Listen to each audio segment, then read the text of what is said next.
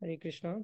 সকলকে সুস্বাগতম আমাদের নেক্টার অফ ডিভোশনস ভক্তিরসামৃত সিন্ধু ক্লাসে। তো আমরা একটা ওভারভিউ আলোচনা করছি ভক্তিরসামৃত সিন্ধুর ফার্স্ট 19 চ্যাপ্টার্স। তো আমি সকলকে রিকোয়েস্ট করব যে নোটস নেবেন ক্লাস চলাকালীন এবং ভিডিও অন রাখার চেষ্টা করুন যাতে আমরা অ্যাটেন্টিভ থাকতে পারি ক্লাসে। Okay, let's start with the prayers. ओम अज्ञानतिमिरान्धस्य ज्ञानञ्जनशलाकया चक्षुरुन्मीलितं येन तस्मै श्रीगुरवे नमः। श्रीचैतन्यमनोभीष्टं स्थापितं येन भूतले स्वयं रूप कदा मह्यं ददाति स्वपदान्तिकम्। वन्देऽहं श्रीगुरो श्रीयुतपदकमलं श्रीगुरून् वैष्णवांश्च श्रीरूपं साग्रजातं सहगणा रघुनाथान्वितं तं सजीवम् साद्वैतं सावधूतं परिजनसहितं कृष्णचैतन्यदेवं श्रीराधा कृष्णपादान् सहगणा ललिता श्रीविशाखान्वितांश्च नमो विष्णुपादाय कृष्णपृष्ठाय भूतले श्रीमते भक्तिवेदान्त स्वामिनिति नामिने।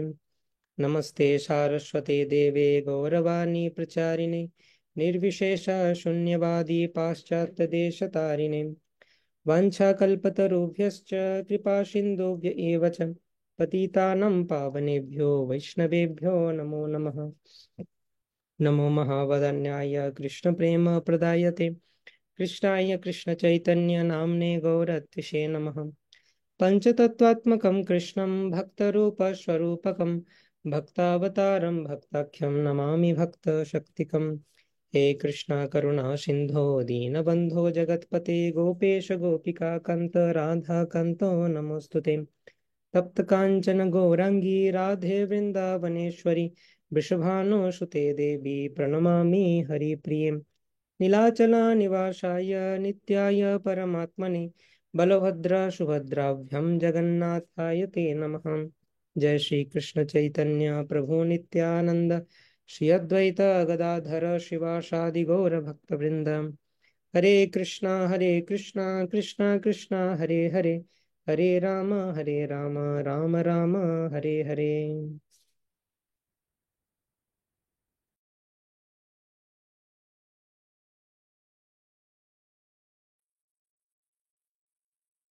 हरे कृष्णा।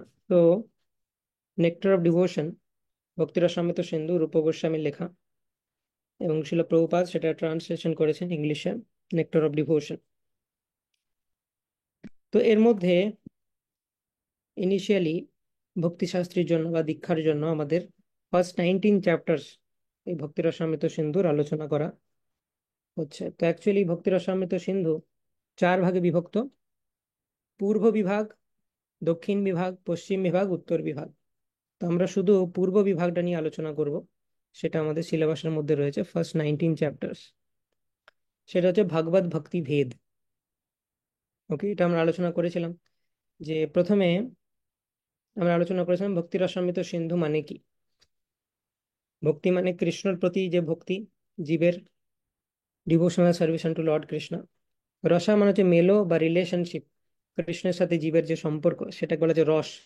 বিভিন্ন রসের ডিভোটি হয়: শান্ত রস, দাস্য রস, সাক্ষ্য, বাৎসল্য, মাধুর্য। তো এটা হচ্ছে ভক্তি রস, মানে স্পিরিচুয়াল এক্সপিরিয়েন্স। ভক্ত যখন ভগবানের সেবা করেন যে স্পিরিচুয়াল এক্সপিরিয়েন্স পায়। তার সাথে জড়জাগতিক আনন্দের কি ডিফারেন্স সেটা আমরা আলোচনা করেছি। এবং অমৃত কেন বলা হচ্ছে, কারণ এটা আমাদেরকে অমৃতত্ব প্রদান করতে পারে। ভক্তি অভ্যাস করার ফলে আমরা কি হবো, আলটিমেটলি স্পিরিচুয়াল বডি পাবো। যে যে রসের ভক্ত সেই ধরনের স্পিরিচুয়াল বডি পাবে। यम क्रोध काम सहज प्रणयादि भीति वात्सल्य मोह गुरु गौरव सेव्य भावे संचिन्त्य तस्य सदिशं तनुमापुरेते गोविंदमादि पुरुषम तमहम भजामि। তো নিজেদের স্বভাব অনুসারে স্পিরিচুয়াল বডি সেরকম প্রাপ্ত হব। যদি আমি মাধুর্য স্বভাবের রসের ভক্ত হই তাহলে হয়তো কোনো গোপীর শরীর লাভ করবো স্পিরিচুয়াল ওয়ার্ল্ডে। যদি সখা হয় তাহলে কোনো সখার শরীর লাভ করবো। এরকম ভাবে এটা আমাদেরকে অমৃতত্ব প্রদান করতে পারে। এবং এটা সিন্ধু, কারণ এর কোনো লিমিট নেই। পারাপার শূন্য গভীর ভক্তি রস সিন্ধু, তোমারে চা খাইতে তার কহি এক বিন্দু। ভক্তি রস হচ্ছে আনলিমিটেড।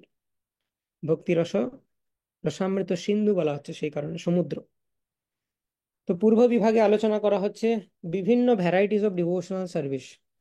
এটা হচ্ছে ইন্ট্রোডাকশন। তার মধ্যে বিভিন্ন ধরনের ভক্তি রয়েছে, সামান্য ভক্তি মানে জেনারেল ডিভোশনাল সার্ভিস, এবং তিন ধরনের ডিভোশনাল সার্ভিস বেসিক্যালি, সাধনা ভক্তি, ভাব ভক্তি আর প্রেম ভক্তি, সেটা আলোচনা করা হবে। তো বিভিন্ন ভক্তির সাথে পরিচয়, এটা হচ্ছে পূর্ব বিভাগের বিষয়বস্তু। দক্ষিণ বিভাগে বিভিন্ন ধরনের ভাব নিয়ে আলোচনা করা হয়েছে, বিভাব, অনুভাব, সাত্ত্বিক ভাব, ব্যভিচারী, স্থায়ী। পশ্চিম বিভাগে পাঁচটি প্রাইমারি রসা, অর্থাৎ যে পাঁচটি মুখ্য সম্পর্কে একজন ভক্ত কৃষ্ণকে সেবা করেন, শান্ত, দাস্য, সাক্ষ্য, বাৎসল্য, মাধুর্য, সেটা আলোচনা হয়েছে পশ্চিম বিভাগে। এবং উত্তর বিভাগে সাতটি গৌণ রস আলোচিত হয়েছে।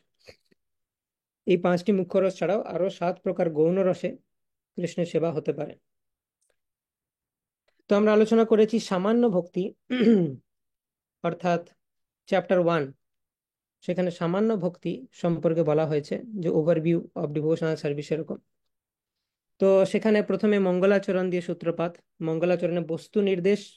বস্তু নির্দেশ মানে হচ্ছে, শর্টে আমরা আলোচনা করবো, একটু রিক্যাপ করে নেবো। বস্তু নির্দেশ মানে হচ্ছে অখিল রসামৃত মূর্তি, অর্থাৎ কৃষ্ণ হচ্ছে বস্তু। ভক্তির বস্তুটা কি, অবজেক্ট কে, কার প্রতি ভক্তি করা হচ্ছে, সেটা হচ্ছে কৃষ্ণ, সেজন্য বস্তু নির্দেশ মানে হচ্ছে কৃষ্ণ। চৈতন্য বন্দন, রূপ গোস্বামী লিখছেন এবং তিনি চৈতন্য মহাপ্রভুকে বন্দনা করছেন, যে চৈতন্য মহাপ্রভু কৃপা ব্যতীত আমি গ্রন্থ লিখতে পারতাম না। গুরু বন্দন করছেন, তার গুরু সনাতন গোস্বামীকে বন্দন করছেন। বৈষ্ণবদের বন্দন করছেন, যারা ভক্তি রসামৃত সিন্ধু পড়ছেন তাদেরকে আশীর্বাদ প্রদান করছেন। রূপ গোস্বামী নিজের যে দৈন্যতা সেটাকে প্রকাশ করছেন, যে আমি এটা লেখার যোগ্য নয়। গ্রন্থ বিভাগ আমরা অলরেডি আলোচনা করে নিয়েছি, সেটা মঙ্গলাচরণে আসে। এবং উত্তম ভক্তির লক্ষণ যে আলোচিত হবে এর পরে, নেক্সট টপিক মঙ্গলাচরণের পরে, সেটা তিনি বলছেন। তো উত্তম ভক্তির কি কি লক্ষণ আলোচিত হয়েছে? উত্তম ভক্তির লক্ষণ এবং ডেফিনেশন আলোচিত হবে। তো উত্তম ভক্তির ডেফিনেশন আমরা দেখেছি, সেটা কি, অন্যাভিলাষিতা শূন্যম জ্ঞান কর্মাদি অনাবৃতম অনুকূল্যেন কৃষ্ণানুশীলনম ভক্তির উত্তম। অন্য কোনো অভিলাষ থাকা চলবে না কৃষ্ণ সেবা ব্যতীত, এবং জ্ঞান এবং কর্মের আবরণ থাকা চলবে না। এগুলো আমরা ডিটেলস আলোচনা করেছি আগের দিন। এই দুটো চলবে না থাকা, অন্য কোনো অভিলাষ চলবে না, আর জ্ঞান কর্মের আবরণ চলবে না। আর কি কি চলবে? অনুকূল্যেন কৃষ্ণানুশীলনম ভক্তির উত্তমা, অনুকূল ভাব নিয়ে, কংসের মতো নয়, হ্যাঁ, রাবণের মতো নয়, হিরণ্যকশিপুর মতো নয়, কিন্তু ভক্তের মতো ভাব নিয়ে, অনুকূল্যেন কৃষ্ণানুশীলনম, আচার্যদের অনুগত হয়ে কৃষ্ণ ভক্তির অনুশীলন করাটা হচ্ছে উত্তম ভক্তি। এটি একটা প্যারালাল শ্লোক হচ্ছে, সর্বোপাধি বিনির্মুক্তম তৎপরত্বেন নির্মলম ঋষিকেন ঋষিকেশ সেবনম ভক্তির উচ্চতে।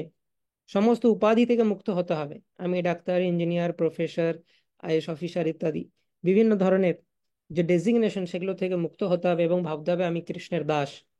এবং তৎপরত্বেন নির্মলম ঋষিকেন ঋষিকেশ সেবনম ভক্তির উচ্চতে, আমাদের যে ইন্দ্রিয়গুলো সেগুলো পিউরিফাই করতে হবে কৃষ্ণ সেবা করার মাধ্যমে, এবং সেই পিউরিফাইড ইন্দ্রিয় দিয়ে আবার কৃষ্ণ সেবা করতে হবে। তো সেটাই হচ্ছে ডেফিনেশন নারদ পঞ্চরাত্র থেকে। রূপ গোস্বামী একটা ডেফিনেশন দিয়েছেন অন্যাভিলাষিতা শূন্য, বা নারদ পঞ্চরাত্র থেকে আরেকটা ডেফিনেশন তিনি কোট করছেন, সর্বোপাধি বিনির্মুক্তম। তো এটা হয়ে গেল উত্তম ভক্তি, মানে আমরা যেটাকে শুদ্ধ ভক্তি বলি, রূপ গোস্বামী সেটাকে বলেন উত্তম ভক্তি। তো উত্তম ভক্তির ডেফিনেশন আলোচিত হয়েছে, সেটা আমরা দেখলাম। এবং উত্তম ভক্তির যে লক্ষণ, 6টি লক্ষণ আলোচিত হয়েছে। ক্লেশাগ্নি শুভদা মোক্ষা লঘুতাকৃত সুদুর্লভা সান্দ্রানন্দ বিশেষ আত্মা শ্রীকৃষ্ণ আকর্ষণী চষা। তো ভক্তি করলে আমাদের দুঃখ বিনষ্ট হবে, মানে দুঃখ আসলেও আমরা একটা শিল্ডের মাধ্যমে প্রোটেক্টেড থাকবো, দুঃখ আমাদেরকে টাচ করতে পারবে না, আসবে কাছে কিন্তু টাচ করতে পারবে না। শুভদা, আমাদের জীবনকে মঙ্গলে পরিপূর্ণ করে এই ভক্তি। মোক্ষ লঘুতাকৃত, একবার ভক্তির আনন্দ যে টেস্ট করেছে, মোক্ষের আনন্দ তার কাছে খুব কম লাগবে। সুদুর্লভা, এই ভক্তি খুব রেয়ার, ব্রহ্মাণ্ড ভ্রমিতে কোনো ভাগ্যবান জীব গুরু কৃষ্ণ প্রসাদে পায় ভক্তিলতা বীজ। সান্দ্রানন্দ বিশেষ আত্মা, এই ভক্তির ফলে একদম কনডেন্সড হ্যাপিনেস পাওয়া যায়, যেটা ব্রহ্মানন্দের থেকে অনেক গুণ বেশি কনডেন্সড। এবং শ্রীকৃষ্ণ আকর্ষণী চেষা, এইটি হচ্ছে এমন একটি জিনিস যেটা কৃষ্ণকে আকর্ষণ করতে পারে। কৃষ্ণ মানে তিনি সর্বাকর্ষক পুরুষ, তিনি সবাইকে আকর্ষণ করেন, কিন্তু যে ভক্তের হৃদয়ে ভক্তি রয়েছে তিনি কৃষ্ণকে আকর্ষণ করতে পারেন। তো এই 6টা কোয়ালিটি অনেক ডিটেলসে আলোচিত হয়েছে। ওকে, তো এই যে আমাদের সিলেবাসের মধ্যে, আমি আরেকবার জাস্ট রিক্যাপ করে দিই, ভক্তিরসামৃত সিন্ধু আমরা আলোচনা করছি, তার পূর্ব বিভাগ আমাদের সিলেবাসে রয়েছে। পূর্ব বিভাগের মধ্যে কি রয়েছে? সামান্য ভক্তি, মানে ওভারভিউ অফ উত্তম ভক্তির ওভারভিউ। উত্তম ভক্তি মানে শুদ্ধ ভক্তি, সেটাকেই বলা হচ্ছে সামান্য ভক্তি, মানে ওভারভিউ অফ ডিভোশনাল সার্ভিস। তার মধ্যে আমরা কি কি দেখলাম? রূপ গোস্বামী মঙ্গলাচরণ করলেন, এবং তিনি উত্তম ভক্তির ডেফিনেশন দিলেন, এবং উত্তম ভক্তির 6টি লক্ষণ আলোচনা করলেন। এটা হয়ে গেল ফার্স্ট চ্যাপ্টার। এরপরে আমরা যেটা আলোচনা করব সেটা হচ্ছে উত্তম ভক্তি কয় প্রকারের। আমরা অলরেডি আলোচনা করেছি উত্তম ভক্তি কি এবং উত্তম ভক্তির লক্ষণ কি। এখন আমরা আলোচনা করবো এই উত্তম ভক্তি কয় প্রকারের। সাধনা ভক্তি, ভাব ভক্তি এবং প্রেম ভক্তি, সেটা হচ্ছে আমাদের নেক্সট আলোচ্য বিষয়। এবং সেটা হচ্ছে সেকেন্ড ওয়েভ বা দ্বিতীয় লহরী বলা হচ্ছে সাধনা ভক্তি। তো এটা হচ্ছে লংগেস্ট পার্ট, যেটা আমরা আলোচনা করার চেষ্টা করবো। এখন দেখা যাক কতটা আমরা কমপ্লিট করতে পারি। এখানে কিছু কিছু ইম্পর্টেন্ট পয়েন্টস থাকবে, সেটা নোটস নিতে পারেন আপনারা। এই পুরো যে প্রেজেন্টেশনটা সেটা বেঙ্গলিতে ট্রান্সলেট করা হচ্ছে, সো বেঙ্গলি এবং ইংলিশ দুটো ভার্সনই থাকবে। এটা আমাদের ওয়েবসাইটে আপলোড করা হবে সমস্ত। তো যে বৈষ্ণবা ট্রেনিং ডট github.io একটা ওয়েবসাইট আছে, যেখানে সমস্ত প্রচুর মেটেরিয়ালস হচ্ছে, সেজন্য আমরা একটা ওয়েবসাইট অর্গানাইজ করেছি যেখানে সমস্ত মেটেরিয়ালস থাকবে, আপনারা অ্যাক্সেস করতে পারবেন। সায়েন্স অফ সেলফ রিয়েলাইজেশন, ভক্তি যোগা, শাস্ত্রিক স্টাডি, সমস্ত মডিউল, হ্যাঁ, এসপি লয়ার ইত্যাদি সমস্ত কিছু ওখানে থাকবে। তো ধীরে ধীরে আপডেট হচ্ছে সেটা, সেখানে এক জায়গায় সব পেয়ে যাবেন। তো কোনো চিন্তা নেই, মেটেরিয়াল আপনাদের কাছে থাকবে ইংলিশ বাংলা দুটোতেই। কিন্তু তবুও আমরা নিজেদের একটা নোটস বানানো উচিত, নাহলে মাইন্ড আমাদেরকে চিট করবে এবং আমরা অ্যাটেন্টিভ থাকতে পারবো না। তো সেই জন্য আমি সবসময় এটার উপর ফোকাস করি যে যখনই ক্লাস শুনছি ভিডিও অন অ্যান্ড নোটস যেন আমি নিই, এই দুটো হলে মাইন্ড আমাদেরকে চিট করতে পারবে না। নাহলে মাইন্ড বলবে তুই বিশাল ভক্তি করছিস, কিন্তু অ্যাকচুয়ালি কিছুই ভক্তি হচ্ছে না। ওকে, সো সেকেন্ড ওয়েভ মানে হচ্ছে সাধনা ভক্তি। তো ফার্স্ট ওয়েভ যেটা আমরা আলোচনা করেছি সামান্য ভক্তি, মানে উত্তম ভক্তি কি এবং তার লক্ষণ কি, সেটা এনওডি অর্থাৎ নেক্টার অফ ডিভোশনের ফার্স্ট চ্যাপ্টার আলোচিত হয়েছে। তো এটা একটু কনফিউজিং অ্যাকচুয়ালি। ভক্তি রসামৃত সিন্ধু যে গ্রন্থ লিখেছেন রূপ গোস্বামী, তাতে তিনি বলেছেন পূর্ব বিভাগ, দক্ষিণ বিভাগ, পশ্চিম উত্তর, প্রত্যেকটা বিভাগের মধ্যে লহরী, এরকম ভাবে লিখেছেন। কিন্তু শিল প্রভুপাদ সেটাকে চ্যাপ্টার্স এর ফর্মে দিয়েছেন। তো শিল প্রভুপাদের এনওডিতে যে চ্যাপ্টার্স আছে আর রূপ গোস্বামীর ভক্তি রসামৃত সিন্ধুতে যে লহরী আছে, তার মধ্যে ম্যাপিংটা বুঝতে হবে আমাদেরকে। সো পূর্ব বিভাগের প্রথম লহরী সেটা হচ্ছে এনওডির চ্যাপ্টার 1। পূর্ব বিভাগের সেকেন্ড লহরী সাধনা ভক্তি, সেটা হচ্ছে এনওডির চ্যাপ্টার 2 থেকে 16। তো এটা হেডিংটা আমরা লিখে রাখতে পারি, তাতে কনফিউশন আসবে না, যে এনওডির চ্যাপ্টার 2 থেকে 16, আর এটা অ্যাকচুয়ালি দ্বিতীয় লহরী। সো 3 ধরনের উত্তম ভক্তি: সাধনা ভক্তি, ভাব ভক্তি, প্রেম ভক্তি। ঠিক আছে, এটা আমরা উত্তম ভক্তি দিয়ে 3টে অ্যারো দিয়ে আমরা লিখতে পারি: সাধনা ভক্তি, ভাব ভক্তি আর প্রেম ভক্তি। তো এখানে আমরা আলোচনা করব সাধনা ভক্তি নিয়ে, ভাব আর প্রেম ভক্তি আলোচিত হবে পরে। টোটাল 19টা চ্যাপ্টার, তো তার 16 এর পর থেকে 17, 18, 19 ভাব এবং প্রেম ভক্তি আলোচনা করা হবে। 2 থেকে 16 লংগেস্ট পোর্শন সাধনা ভক্তি। তো প্রথমেই আসে সাধনা ভক্তির ডেফিনেশন কি। সাধনা ভক্তির ডেফিনেশন হচ্ছে যে আমাদের ইন্দ্রিয় দিয়ে, মন দিয়ে সমস্ত কিছু ভগবানের সেবায় লাগানো, সেটাই হচ্ছে সাধনা ভক্তি। মানে আমাকে সাধন করতে হবে এখন, এবং সাধন আমি কি দিয়ে করব? দেহ আর মন দিয়ে। দেহ মন বুদ্ধি আমার যা যা রয়েছে সবকিছু ভগবানের সেবায় লাগানো। ঋষিকেনা ঋষিকেশ সেবনম ভক্তির উচ্চতে, সেটাই হচ্ছে সাধনা ভক্তি। ঠিক আছে, তাহলে সাধনা ভক্তি মানে হচ্ছে আমাদের ইন্দ্রিয়, মন, বুদ্ধি সমস্ত কিছু ভগবানের সেবায় লাগানো। তো এখানে একটা এক্সাম্পল দেওয়া হচ্ছে, যেমন আহ এই যে হাঁটার যে ব্যাপারটা, যে বাচ্চা ছেলেরা হাঁটতে শেখে, তো এই হাঁটার যে নলেজটা সেটা অ্যাকচুয়ালি ভেতরে রয়েছে, কিন্তু প্র্যাকটিসের দ্বারা সেটাকে আমরা সিদ্ধ করতে পারি। তো সেরকম ভাবে যে কৃষ্ণ ভক্তি সেটা আমাদের মধ্যে রয়েছে। নিত্য সিদ্ধ কৃষ্ণ প্রেম সাধ্য কবু নয়, শ্রবণাদি শুদ্ধ চিত্তে করহে উদয়। অর্থাৎ কৃষ্ণ প্রেম জীবের মধ্যে রয়েছে, শুধু শ্রবণ কীর্তনে জল ঢাললে সেটা ম্যানিফেস্টেড হবে এমন নয় যে আমার হৃদয়ে কৃষ্ণ প্রেম ছিল না, নতুন করে কৃষ্ণ প্রেম ঢোকানো হলো, এরকম নয়। কৃষ্ণ প্রেম অলরেডি আছে, কিন্তু আচ্ছাদিত হয়ে আছে অন্ধকার দিয়ে। যখনই চ্যান্টিং করি চেতো দর্পণ মার্জনম হয়, কৃষ্ণ প্রেম বেরিয়ে আসে ভেতর থেকে। তো সেটা, এবং সেইটাকে বলা হচ্ছে সাধনা। এই যে চেতো দর্পণ মার্জনম, চিত্ত মার্জন করা, এটা হচ্ছে সাধনা। ভেতরে আছে কৃষ্ণ প্রেম অলরেডি। তো এরপরে আসছি, এটা হলো সাধনা ভক্তির ডেফিনেশন। ঠিক আছে, একটু তাড়াতাড়ি নোটস নিতে হবে, নোটস পরে আপনাদের কাছে থাকবে, কিছু যদি মিস হয়ে যায় চিন্তার কিছু নেই, পরে আপনারা পাবেন। যতটা পারছেন শর্টে নোটস নিন, কারণ আমরা নোটসের জন্য ওয়েট করলে অনেক লং হয়ে যাবে, আমি বেশি টপিক কভার করতে পারবো না। তাই বোঝার উপর গুরুত্ব দিন বেশি এবং শর্ট নোটস বানান, পরে ডিটেল নোটস দেওয়া হবে। তো সাধনা ভক্তির ডেফিনেশন আমরা দেখলাম। এখন সাধনা ভক্তির এসেন্স কি? মানে সাধনা ভক্তি করার সময় প্রচুর রুলস এন্ড রেগুলেশনস আমাদেরকে ফলো করতে হয়। মানে গুরুদেবের ইনস্ট্রাকশনে রুলস এন্ড রেগুলেশনস ফলো করে যে ভক্তি, হ্যাঁ, সেটা হচ্ছে বৈদিক সাধনা ভক্তি। এবং রাগানুকা সাধনা ভক্তি, সেটা আসছি আমরা পরে। তো এখন সাধনা ভক্তির প্রচুর রুলস আছে, বিভিন্ন রুলস রেগুলেশন থাকতে পারে, বা যারা রাগানুকা ভক্ত তারাও তাদেরও বহু প্র্যাকটিসেস আছে। হ্যাঁ, ঠিক আছে, কিন্তু আমাকে সমস্ত সাধনা ভক্তির প্র্যাকটিসের মধ্যে কি জিনিসটা মাথায় রাখতে হবে? By any means always remember Krishna, এবং সেই কৃষ্ণ রিমেম্বারেন্সটা যেন ফেভারেবলি হয়, এইটা হচ্ছে সাধনা ভক্তির এসেন্স। সাধনা ভক্তি প্র্যাকটিস করার সময় সবসময় মনে রাখা উচিত যে কৃষ্ণ স্মরণ যেন হচ্ছে, আমি কৃষ্ণকে ভুলে যেন না যাচ্ছি। মানে রুলস রেগুলেশনের চক্করে ফেসে যাওয়া উচিত নয় যে আমি কৃষ্ণের স্মরণটাতে ব্যাঘাত ঘটছে। ঠিক আছে, বেশি রুলস এন্ড রেগুলেশনস, হ্যাঁ, মানে যেমন রূপ গোস্বামী তিনি বলছেন নিয়ম আগ্রহ কথাটা, যেটা বর্ণনা করা হচ্ছে উপদেশামৃতে। তিনি নিয়ম আগ্রহ বলছেন, দুই প্রকারের নিয়ম আগ্রহ হতে পারে। নিয়ম অগ্রহ মানে একদমই রুলস ফলো করি না, আর নিয়ম আগ্রহ শুধু নিয়মের প্রতি আমার বিষয় রয়েছে, আমি নিয়মটা ঠিকমতো পালন করে দিলেই হলো।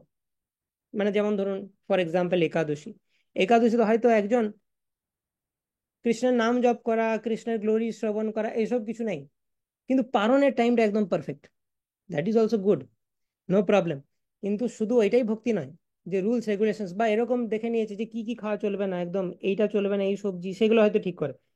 তো রুলস রেগুলেশনস সেটা ফলো করা ভালো, কিন্তু এত গুরুত্ব দিয়ে দেওয়া উচিত না যে পুরো এনার্জিটা ওটাতে চলে গেল এবং কৃষ্ণের স্মরণ করতে আমি ভুলে গেলাম। ঠিক আছে, তো সেইটা করা উচিত নয়। একসময় ভক্তি সিদ্ধান্ত সরস্বতী ঠাকুর তিনি বলেছিলেন তার শিষ্যদেরকে, তার শিষ্যরা বলছিল একাদশীতে আমরা উপবাস করে থাকি, তো আমরা বল পাই না, তো বাইরে প্রচার করতে যাওয়া, সারাদিন প্রচার করা, এটা একটু টায়ারিং হয়ে যায়, একাদশীর দিনকে আমরা রেস্ট নিতে পারি। তো ভক্তি সিদ্ধান্ত সরস্বতী ঠাকুর বলেন তুমি দরকার হলে ভাত খাও একাদশীর দিনে, কিন্তু তুমি প্রিচিং করো। তো আমাদের আচার্যরা এরকমই। তো এটা মনে রাখতে হবে, সাধনা ভক্তির এসেন্স হচ্ছে যে কৃষ্ণকে যেন সবসময় স্মরণ করতে পারি। ঠিক আছে, এবং কৃষ্ণ স্মরণটা কংসও সবসময় কৃষ্ণ স্মরণ করেছিল, যে এই দৈব বাণী হয়েছে কৃষ্ণ আমাকে মারবে, দেবকীর অষ্টম পুত্র, এই কৃষ্ণ নয় তো, ও কৃষ্ণ নয় তো, কিভাবে আমি কৃষ্ণ, সবসময় কৃষ্ণের কথাই ভাবছে সেও। কিন্তু এই রকম স্মরণ নয় ফেভারেবলি। প্রহ্লাদ মহারাজ যেভাবে স্মরণ করেছেন এবং ধ্রুব মহারাজ যেভাবে স্মরণ করেছেন, চৈতন্য মহাপ্রভু আমাদের যেভাবে দেখিয়েছেন, সেরকম ফেভারেবলি কৃষ্ণকে স্মরণ করা উচিত। এখানে একটা বিষয় রয়েছে যে অ্যাকচুয়ালি শিশুপাল হচ্ছেন একজন এমন ব্যক্তিত্ব, এটা খুব মন দিয়ে বোঝার চেষ্টা করুন, খুব ইম্পর্টেন্ট। তো শিশুপাল একজন ব্যক্তিত্ব যিনি কৃষ্ণের কথা সবসময় ভাবছেন, কিন্তু কৃষ্ণকে সবসময় ক্রিটিসাইজ করছেন, কৃষ্ণকে সবসময় গালি দিচ্ছেন। ঠিক আছে, ক্রিটিসাইজ করছেন তাকে, সবসময় তার কথা ভাবছেন। কিন্তু দেখা গেল যে কৃষ্ণ যখন শিশুপালকে বধ করলো, শিশুপাল মুক্তি লাভ করলো, শিশুপালের যে আত্মা সেটা কৃষ্ণের দেহের মধ্যে প্রবেশ করলো, অর্থাৎ সাযুজ্য মুক্তি লাভ করলো। তো এখন সবাই সেটা দেখলো, সর্বসম্মুখেই হলো যে শিশুপাল মুক্তি পেল। তো এটা নিয়ে কোয়েশ্চেন আছে, আমরা যখন নৃসিংহ দেবের কথা আলোচনা করি তখন এই কোয়েশ্চেনটা আসে, যে যুধিষ্ঠির মহারাজ জিজ্ঞেস করেছিলেন নারদ মুনিকে, ভাগবতে বর্ণনা করা হয় যে শিশুপাল কেন মুক্তি পেল কৃষ্ণকে ক্রিটিসাইজ করে। তাহলে বেনো রাজা কি দোষ করেছিল? বেনো হচ্ছে আরেকজন রাজা, ধ্রুব মহারাজের ডাইনেস্টিতে আসে। ধ্রুব মহারাজের ডাইনেস্টিতে একজন খুব ধার্মিক রাজা আছে, তার নাম অঙ্গ, তার ছেলের নাম বেনা। সেই বেনো রাজা খুবই মানে নৃশংস ছিলেন, তিনি ব্রাহ্মণ্য সংস্কৃতি যজ্ঞ এগুলো সব প্রায় ধ্বংস করে দিচ্ছিলেন, যথেচ্ছাচার করতেন, অত্যাচারী রাজা ছিলেন, অধার্মিক। তো সেই বেনো সেও কৃষ্ণকে ক্রিটিসাইজ করতো, কিন্তু সে গেল নরকে, আর শিশুপালও কৃষ্ণকে ক্রিটিসাইজ করতো, সে মুক্তি পেল। তাহলে এটা কেন হলো? তো আচার্যরা বলছেন যে শিশুপালের ক্রিটিসিজমটা এরকম ছিল যে ক্রিটিসাইজ করতে করতে মানে এক মোমেন্টও সে অন্য কিছু ভাবে না, সবসময় কৃষ্ণকেই ক্রিটিসাইজ করে, তাই কৃষ্ণের কথাই ভাবে। তো এরকম যদি হয় যে আমি কৃষ্ণকে ক্রিটিসাইজ করতে করতে একদম অ্যাবসর্পশন চলে এসেছে, যে 24/7 আমি কৃষ্ণের কথাই চিন্তা করছি, তাহলে আমি মুক্তি লাভ করতে পারি। আনফেভারেবলি কৃষ্ণের কথা ভেবেও মুক্তি লাভ করা যায় যদি শিশুপালের মতো অ্যাবজর্পশন চলে আসে। কিন্তু বেনো রাজার মতো যদি সে কৃষ্ণকে ক্রিটিসাইজও করছে, আবার কিছু সময় মায়াতে আছে, সেন্স গ্রাটিফিকেশনও করছে, এইরকম মিক্সচার যদি চলে আসে, তাহলে সে নরকে যাবে। তো সেই জন্যেই আনফেভারেবলি চিন্তা করেও যেমন কৃষ্ণকে ক্রিটিসাইজ করেও মুক্তি পাওয়া যায়, কিন্তু সেই পথটা অনেক কঠিন। তোমাকে 24 আওয়ার্স কৃষ্ণকে ক্রিটিসাইজ করতে হবে, মানে স্বপ্নেও কৃষ্ণকে ক্রিটিসাইজ করছে শিশুপাল। এটা ভেরি ভেরি ডিফিকাল্ট। তো একটু যদি তোমার অন্যদিকে সেন্স গ্রাটিফিকেশন হয়ে যায়, তুমি কিন্তু নরকে যাবে, এবং সেটা একটা বিগ অফেন্স হিসাবে কাউন্টেড হবে। তো সেজন্য রেকমেন্ডেড হচ্ছে যে অনুকূল্যেনা কৃষ্ণানুশীলনম, সবসময় ভক্তরা যেভাবে কৃষ্ণকে স্মরণ করে সেরকম ভাবে কৃষ্ণকে স্মরণ করো। আর শিশুপাল এমনিতেও তারা স্পেশাল কেস ছিলেন, বৈকুণ্ঠ থেকে বিষ্ণু পার্ষদ, তাই তার উপায়টাকে আমার অনুসরণ করা উচিত নয়। তো এই গেল সাধনা ভক্তি, তার ডেফিনেশন আলোচনা করলাম এবং তার এসেন্স আলোচনা করলাম, এবং ফেভারেবল ক্রিটিসিজম, আনফেভারেবল ক্রিটিসিজম, এগুলো আমরা দেখলাম।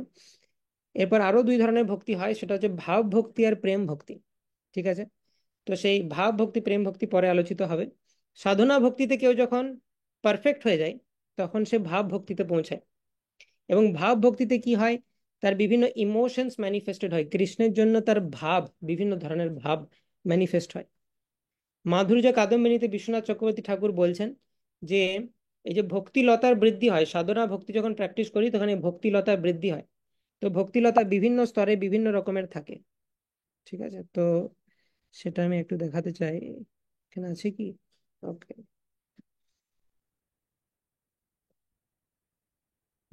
তো রূপ গোস্বামী যেরকম ভক্তি রসামৃত সিন্ধু লিখেছেন, সেইখানে তিনি ভক্তির বিভিন্ন স্তরের কথা বর্ণনা করছেন, সেরকমই বিশ্বনাথ চক্রবর্তী ঠাকুর তিনিও ভক্তির বিভিন্ন স্তর দিচ্ছেন, এবং তিনিও মাধুর্য কাদম্বিনী নামক গ্রন্থে বর্ণনা করেছেন। তো এটা আমরা দেখতে পাচ্ছি যে এই এই ডান দিকের ছবিটা যদি ভালো করে দেখি, যে ভক্তিলতা কিভাবে বিকশিত হয়। তো এটা হচ্ছে আমাদের হৃদয়। হৃদয়ে প্রথমে ভক্তিলতার যে বীজ, সেটা বপন করা হয়। গুরু কৃষ্ণ প্রসাদে পাই ভক্তিলতা বীজ। গুরু এবং কৃষ্ণের কৃপায় আমরা সেই বীজ পাই। শ্রবণ আর কীর্তন জল যদি ঢালতে থাকি, তাহলে প্রথমে ভক্তিলতা একটু বাড়ে, শ্রদ্ধা স্টেজে পৌঁছায়। তারপর সাধু সঙ্গের প্রভাবে তা আরো বাড়ে। সাধু সঙ্গে যখন ভজন ক্রিয়া করি তখন আরো বাড়ে।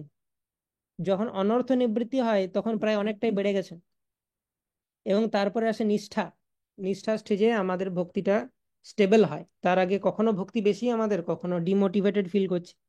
নিষ্ঠা স্টেজে ভক্তি স্টেবল হয়। তারপর আসে রুচি। রুচি স্তর আস্তে আস্তে প্রায় 20, মানে ভক্তি লতাতে 20 ধরতে আরম্ভ করে।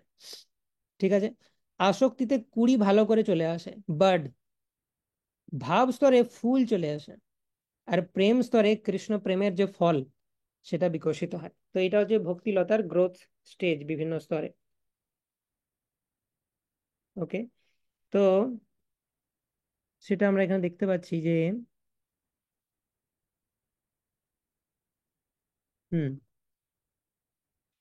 তো ভাব ভক্তিতে কৃষ্ণের জন্য ইমোশনস আছে, সেটাকে ভক্তিলতার ফুলের সাথে তুলনা করা হচ্ছে। হুম, এবং সাধনা ভক্তি স্তরে কিন্তু আমাদের কৃষ্ণের জন্য ইমোশনস আসে না, সেটা ভাব ভক্তি। ইমোশনস যখন আসছে কৃষ্ণের জন্য, তখন আমি জানবো সেটা ভাব ভক্তি। এবং cannot be merged with prema also, because at bhava stage one may have traces of anartha. তো একজন বলতে পারে তো ভাব মানে তো অলমোস্ট পারফেক্ট, তাহলে প্রেমের সাথে বলে দেওয়া যায় যে দুটো দুটো স্টেপ করলেই তো হতো, যে সাধনা স্তর আর একটা হচ্ছে প্রেম স্তর। তাহলে মাঝে আবার একটা ভাব স্তর রাখা হয়েছে কেন? কারণ ভাব আর প্রেম খুব কাছাকাছি। কিন্তু বলা হচ্ছে যে রূপ গোস্বামী আলাদা স্তর কেন করেছেন ভাবকে, তার কারণ ভাব ভক্তির স্তরেও কিছু কিছু অনর্থ এবং অপরাধ থেকে যেতে পারে। প্রেম ভক্তি স্তরে কোনো অনর্থ নাই, কোনো অপরাধ নাই, মোস্ট পারফেক্ট স্টেজ।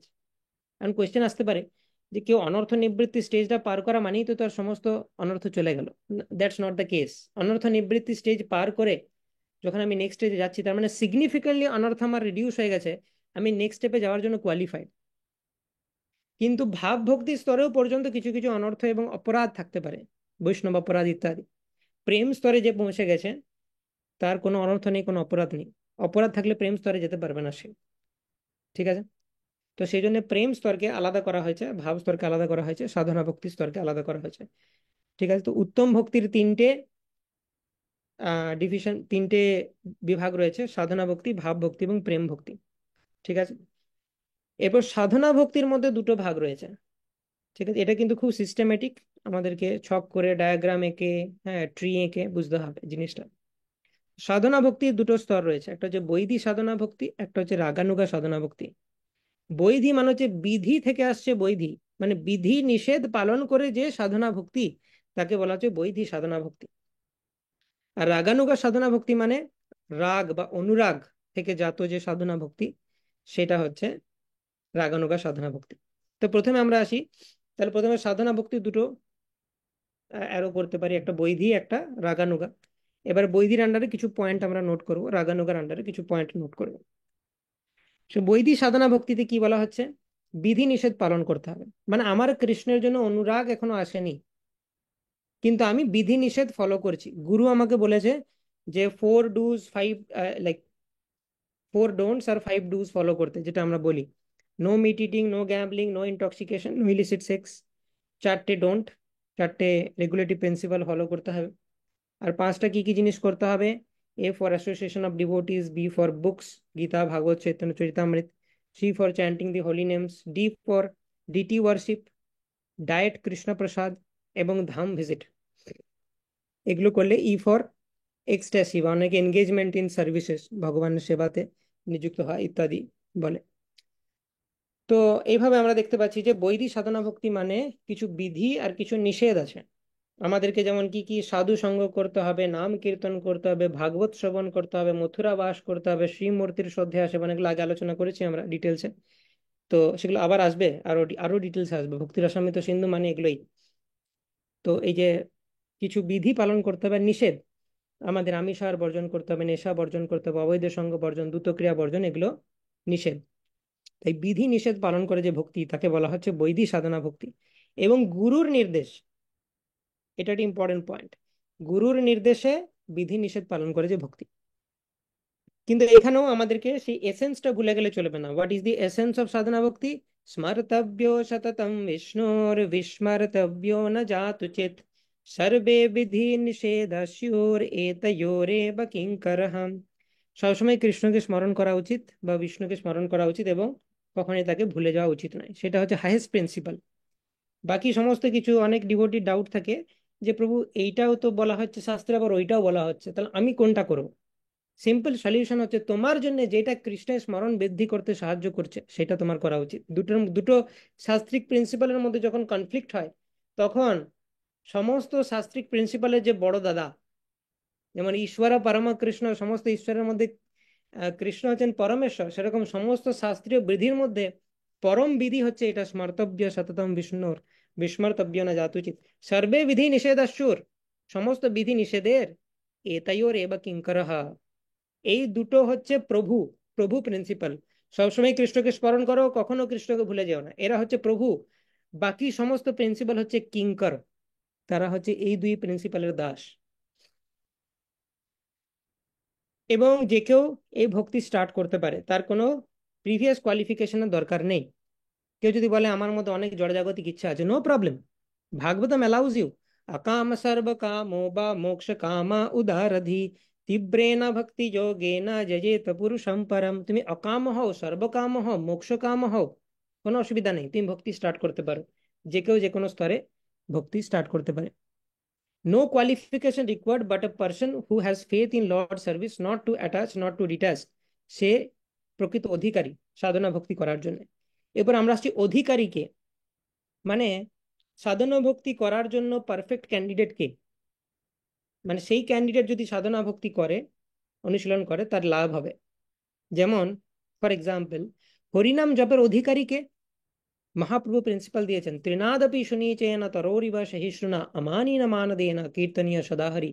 এই 3টে গুণ যদি তুমি ডেভেলপ করতে পারো, ত্রিনাদপি শুনিচেনা, তরোরিবা সহিষ্ণুনা, আমানীন মানদেনা, অর্থাৎ তৃণের থেকেও সহিষ্ণু, গাছের থেকেও বেশি তুমি টলারেন্ট বা সহিষ্ণু, এটা সুনীচ, তৃণের থেকেও সুনীচ বা হাম্বেল, গাছের থেকেও সহিষ্ণু, এবং মানের আশা না করা, এবং সকলকে মান প্রদান করা, এই কোয়ালিফিকেশন যদি থাকে, তাহলে তুমি প্রকৃত অধিকারী হরিনাম জপের। সেই রকম সাধনা ভক্তির অধিকারী হচ্ছে যে ভগবানের সেবাতে তার শ্রদ্ধা থাকতে হবে, সেই জন্য নবম নাম অপরাধে আমরা কি দেখি? শ্রদ্ধাহীন ব্যক্তিকে নাম জপের মহিমা সম্পর্কে না বলা। তো কারোর যদি ভগবানের প্রতি শ্রদ্ধাই না থাকে, তাহলে সাধনা ভক্তি লাভ করে তার লাভ নেই কিছু। সে সাধনা ভক্তি প্র্যাকটিস করতে পারে, কিন্তু বিরাট কিছু লাভ হবে না। ঠিক আছে, এবং খুব অ্যাটাচড এবং খুব ডিটাচড হওয়া চলবে না কোনো কিছুর থেকে। খুব অ্যাটাচড মানে সে ভোগী। ঠিক আছে, মানে জড়জাগতিক আসক্তি তার অনেক রয়েছে। টু ডিটাচড মানে সে মায়াবাদী নির্বিশেষবাদী হয়ে যাচ্ছে, যে জগতের কোনো জিনিসেই তার ইন্টারেস্ট নেই। এরকম করলে চলবে না। রূপ গোস্বামী বলছেন যুক্ত বৈরাগী হতে হবে। তোমাকে একদম ঢুকে গেলে চলবে না, আবার একদম বৈরাগী হয়ে গেলেও চলবে না। যুক্ত থেকে বৈরাগী হতে হবে, মাঝামাঝি থাকতে হবে। মানে তুমি যদি দেখো তোমার সামনে কিছু আছে যেটা কৃষ্ণের সেবায় লাগানো যাবে, লাগানো উচিত, তখন বৈরাগীর মতো ভাবা উচিত নয় যে না না, এই জগতের কোনো জিনিসের সাথে আমার কোনো সম্পর্ক নাই, টাকা পয়সা ঘর বাড়ি ওসব বাদ দাও, আমি আমার মতো থাকবো না। তোমাকে ভগবান টাকা দিয়েছে, সেটা দিয়ে ভগবানের সেবা করো। কিন্তু আবার এরকম হয়ে গেলেও চলবে না যে টাকা পেয়েছি এবার আমি ভাবছি কি গাড়ি কেনা যায়, কি বাড়ি কেনা যায়, আর কি কি গ্যাজেট কেনা যায়, নতুন কি মোবাইল ফোন মার্কেটে এসেছে। তো এগুলো হয়ে যাচ্ছে ভোগীর মতো আচরণ। তো ভোগী বা অত্যন্ত বৈরাগী দুটোই খারাপ। কৃষ্ণের সেবায় লাগাতে হবে, যুক্ত বৈরাগী হতে হবে। তো ফল্গু বৈরাগী বা জ্ঞানী হলে চলবে না, সে হচ্ছে অধিকারী, এটা হলো অধিকারী। এবার তিন ধরনের অধিকারীর কথা বলা হচ্ছে: কনিষ্ঠ অধিকারী, মধ্যম অধিকারী এবং উত্তম অধিকারী। কনিষ্ঠ অধিকারীর কি কি সিমটম? ভগবানের প্রতি শ্রদ্ধা তার কম, তার স্বাস্থ্য জ্ঞানও কম, এবং সে ভগবানের বিগ্রহকে তো সম্মান দেয়, কিন্তু ভক্তদেরকে অত সম্মান দেয় না। মানে গুরু আর বৈষ্ণবের যে গুরুত্ব সেটা অতটা সে বোঝে না। ঠিক আছে, মন্দিরে ভগবানের বিগ্রহকে সম্মান দেয়, সে জানে এ ভগবান, সেটা সম্মান দেয়, কিন্তু গুরু এবং বৈষ্ণবদেরকে সম্মান দেয় না। আর কি কি ক্যারেক্টারিস্টিক সেটা নোট করলে ভালো হয়, যে তার ফেথ হচ্ছে উইক, মানে দুর্বল শ্রদ্ধা, আর লিটল নলেজ, শাস্ত্র জ্ঞানও কম। এই শাস্ত্র জ্ঞান কম হওয়ার কারণে অনেক সময় কনিষ্ঠ অধিকারী ভক্তের সামনে যদি কোনো এথিস্টিক ব্যক্তি চলে আসে, যে নাস্তিক, তো নাস্তিকদের লজিকে অনেক সময় এই কনিষ্ঠ অধিকারীর যে শ্রদ্ধা সেটা শেক হয়ে যায়। হয়তো কোনো নাস্তিক এসে কিছু বলে দিল, সে ডাউট করতে আরম্ভ করলো সত্যি কি আমি ঠিক করছি ভক্তি করে, এরকম হতে পারে কনিষ্ঠ অধিকারী, যেহেতু তার শাস্ত্র জ্ঞান কম। তারপরে সে মধ্যম অধিকারী। মধ্যম অধিকারী স্ট্রং ফেথ রয়েছে, মানে ভগবানের প্রতি আস্থা তো তার একদম প্রগাঢ়।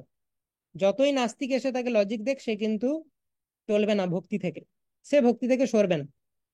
কিন্তু তার স্বাস্থ্য জ্ঞান মডারেট, মানে নাস্তিককে সে পরাজিতও করতে নাও পারতে পারে, ছোটখাটো নাস্তিক হলে পরাজিত করে দেবে।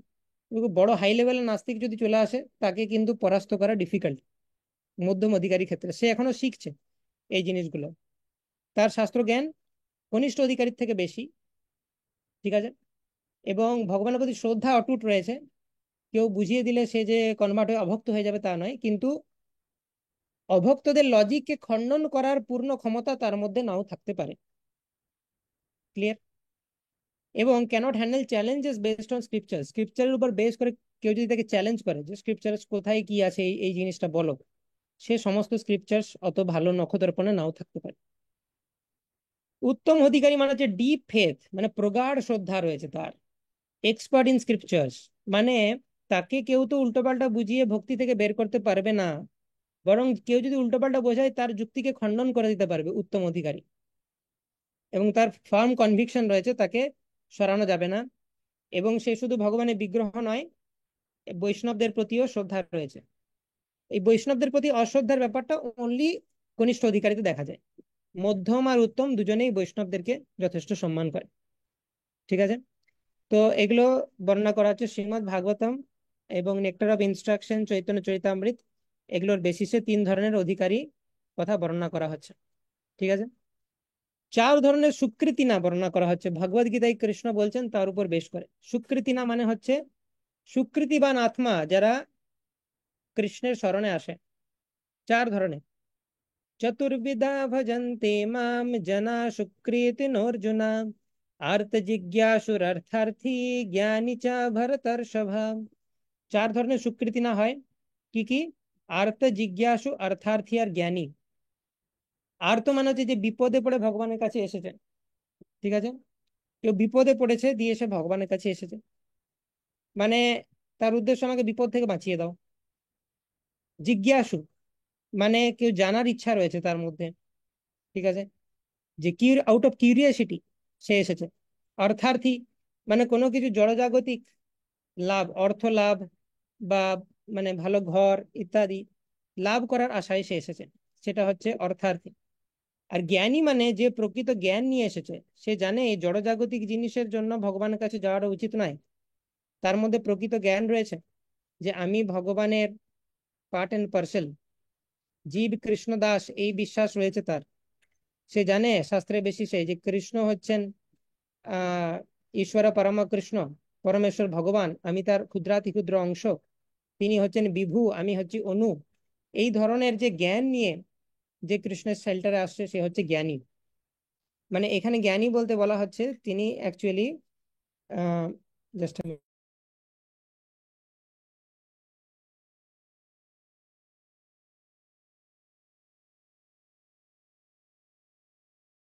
ইয়েস। তো এখানে আহ জ্ঞানী মানে এরকম নয় যে সে ইম্পার্সোনালিস্ট বা মায়াবাদী, সেই জ্ঞানীর কথা বলা হচ্ছে না। যেমন ভগবদ গীতায় বলা হয়েছে বহুনাম জন্মানাম অন্তে জ্ঞানবান মাম প্রপদ্যতে বাসুদেব সর্বমিতি স মহাত্মা সুদুর্লভ। জ্ঞানী যখন পরিপক্ক হয় তখন সে ভক্তে পরিণত হয়, তো সেই জ্ঞানীর কথা বলা হচ্ছে পরিপক্ক জ্ঞানী, মানে যাকে ভক্তের সাথে ইকুয়াল ধরা যায়।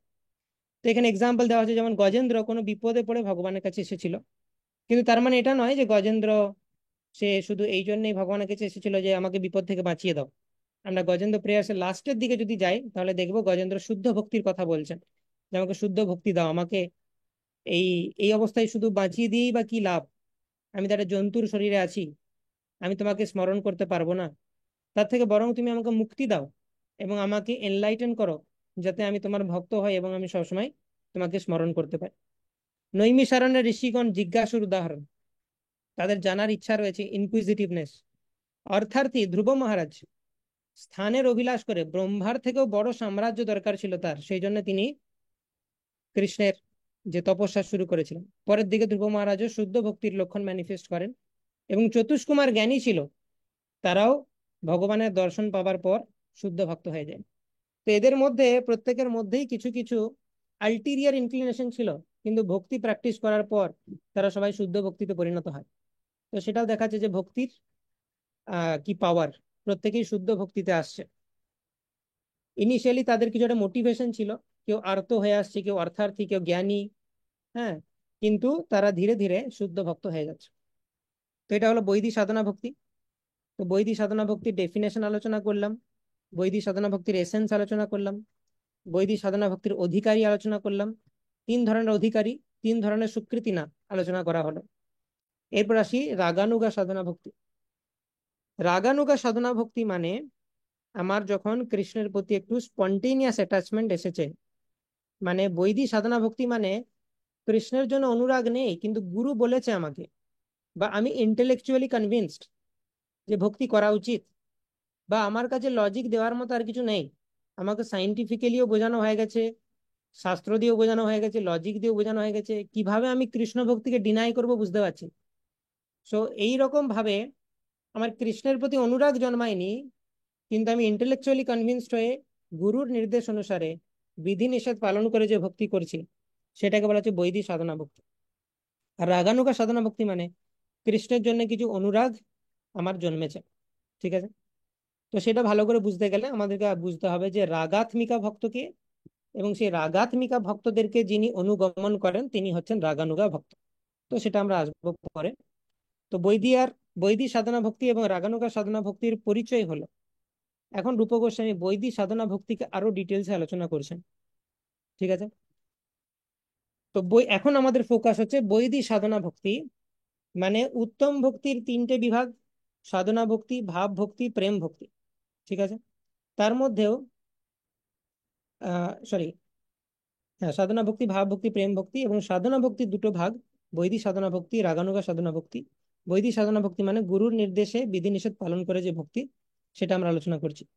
তো সেইখানে বলা হচ্ছে, ফার্স্ট পয়েন্ট যেটা আলোচনা করছেন রূপ গোস্বামী, যে ভক্তি সারপাসেস মুক্তি। ভক্তির যে আনন্দ সেটা মুক্তির আনন্দ থেকেও অধিক। এই জিনিসটা আমরা আত্মারাম শ্লোকেও দেখি, সেটা আমরা আলোচনা করবো। তো আগে দেখা যায় রূপ গোস্বামী কি বলছেন।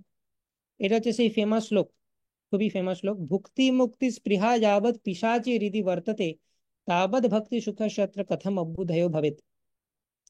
সো রূপ গোস্বামীর ভক্তি রসামৃত সিন্ধু একবার দেখতে এসেছিলেন বল্লভাচার্য। তো তিনি এসে রূপ গোস্বামীকে একটা কারেকশন দিয়েছিলেন যে তুমি এখানে মুক্তিকে পিশাচের সাথে তুলনা করেছো, এই তুলনাটা তোমার ঠিক হয়নি। এই যে ভুক্তি মুক্তি স্পৃহা যাবৎ পিশাচি হৃদি বর্ততে, এবং রূপ গোস্বামীর ডিসাইপল তখন জীব গোস্বামীর পাশে দাঁড়িয়েছিলেন। জীব গোস্বামীর সেটা খুব মানে হৃদয়ে আঘাত করে যে আমার গুরুদেবের মহিমা সম্পর্কে ইনি জানেন, আমার গুরুদেবকে ইনি শিক্ষা দিচ্ছেন যে তোমার এই জায়গাটা ভুল হয়েছে। আমার গুরুদেব কোনটা কিভাবে লিখেছেন উনি তার মর্ম কিছুই জানেন না, তিনি কারেকশন দিচ্ছেন এত বড় বৈষ্ণবকে। তো দিয়ে বল্লভাচার্য তিনি যখন যমুনার ঘাটে স্নান করতে যান, জীব গোস্বামী তার পিছনে পেছনে যায়, দাঁড়িয়ে আছে যে স্নান করে উঠুক, আমি বোঝাচ্ছি আমার গুরুদেবকে কারেকশন দেওয়া। বল্লভাচার্য তিনি স্নান করে এসেছেন, জীব গোস্বামী বলছেন যে আপনার সাথে এটা নিয়ে আমার একটা ডিসকাশন আছে। আপনি আপনি অ্যাকচুয়ালি ভুল বুঝেছেন শ্লোকটা, আপনার নলেজের অভাব রয়েছে। আর আপনি আমার গুরুদেবকে জ্ঞান দিচ্ছেন যে এই এই শ্লোকটাতে এই পরিবর্তন করা উচিত। আপনি মানেটা কি অ্যাকচুয়ালি বুঝেছেন? আমার গুরুদেব মুক্তিকে পিশাচের সাথে তুলনা করেনি। আগে বুঝে নি যে রূপ গোস্বামী কি বলছেন। রূপ গোস্বামী বলছেন ভুক্তি মুক্তি স্পৃহা যাবৎ, মানে ভুক্তি আর মুক্তির ইচ্ছা যতক্ষণ পিশাচির মতো হৃদয়ে থাকে তাবৎ, সেই সময়ে ভক্তি সুখসত্র কথম অভ্যুদয় ভবেৎ।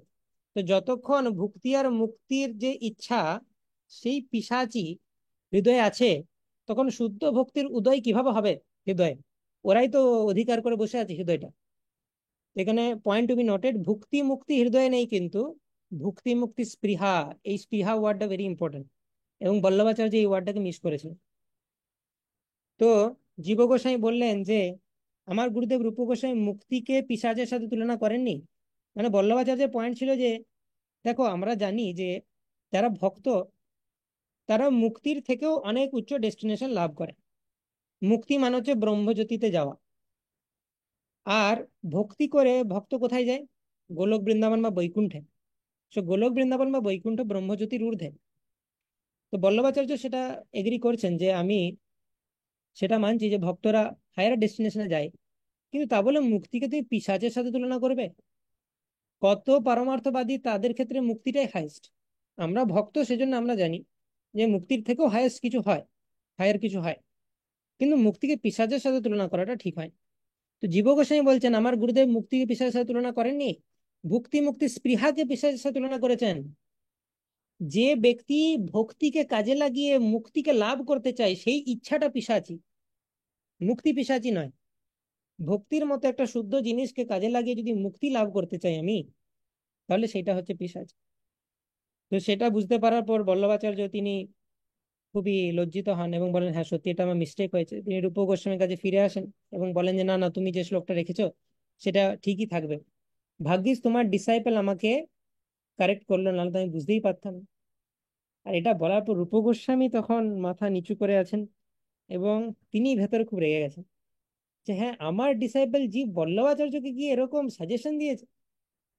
তো তিনি রূপ গোস্বামী তো বল্লভাচার্য চলে যাওয়ার পর জীব গোস্বামীকে প্রচন্ড বকলেন যে এইটা তোমার কি ধরনের বিহেভিয়ার, তুমি তুমি সিনিয়র বৈষ্ণবদের সাথে এইভাবে ডিল করছো। হ্যাঁ, তুমি, উনি না হয় আমাকে একটা কারেকশন দিলেনি, ঠিক আছে, উনি না হয় তাড়াহুড়ো তো এই ওয়ার্ডটাকে মিস করে গেছেন, উনি কারেকশন দিলেন, আমি একটু শ্লোকটা চেঞ্জ করলাম, তো তাতে কি এসে যায়? তা বলে তুমি মর্যাদার উল্লঙ্ঘন করবে?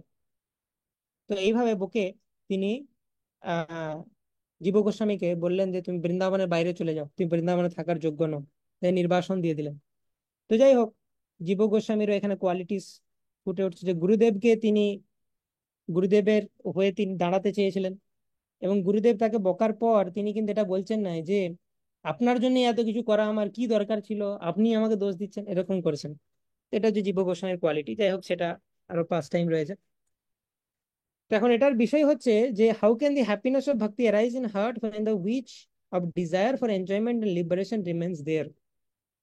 সো ভুক্তি মুক্তি, একটা জিনিস আমি আগেও বলেছি আবার বলছি যে ভুক্তি আর ভক্তি এই দুটো আলাদা জিনিস।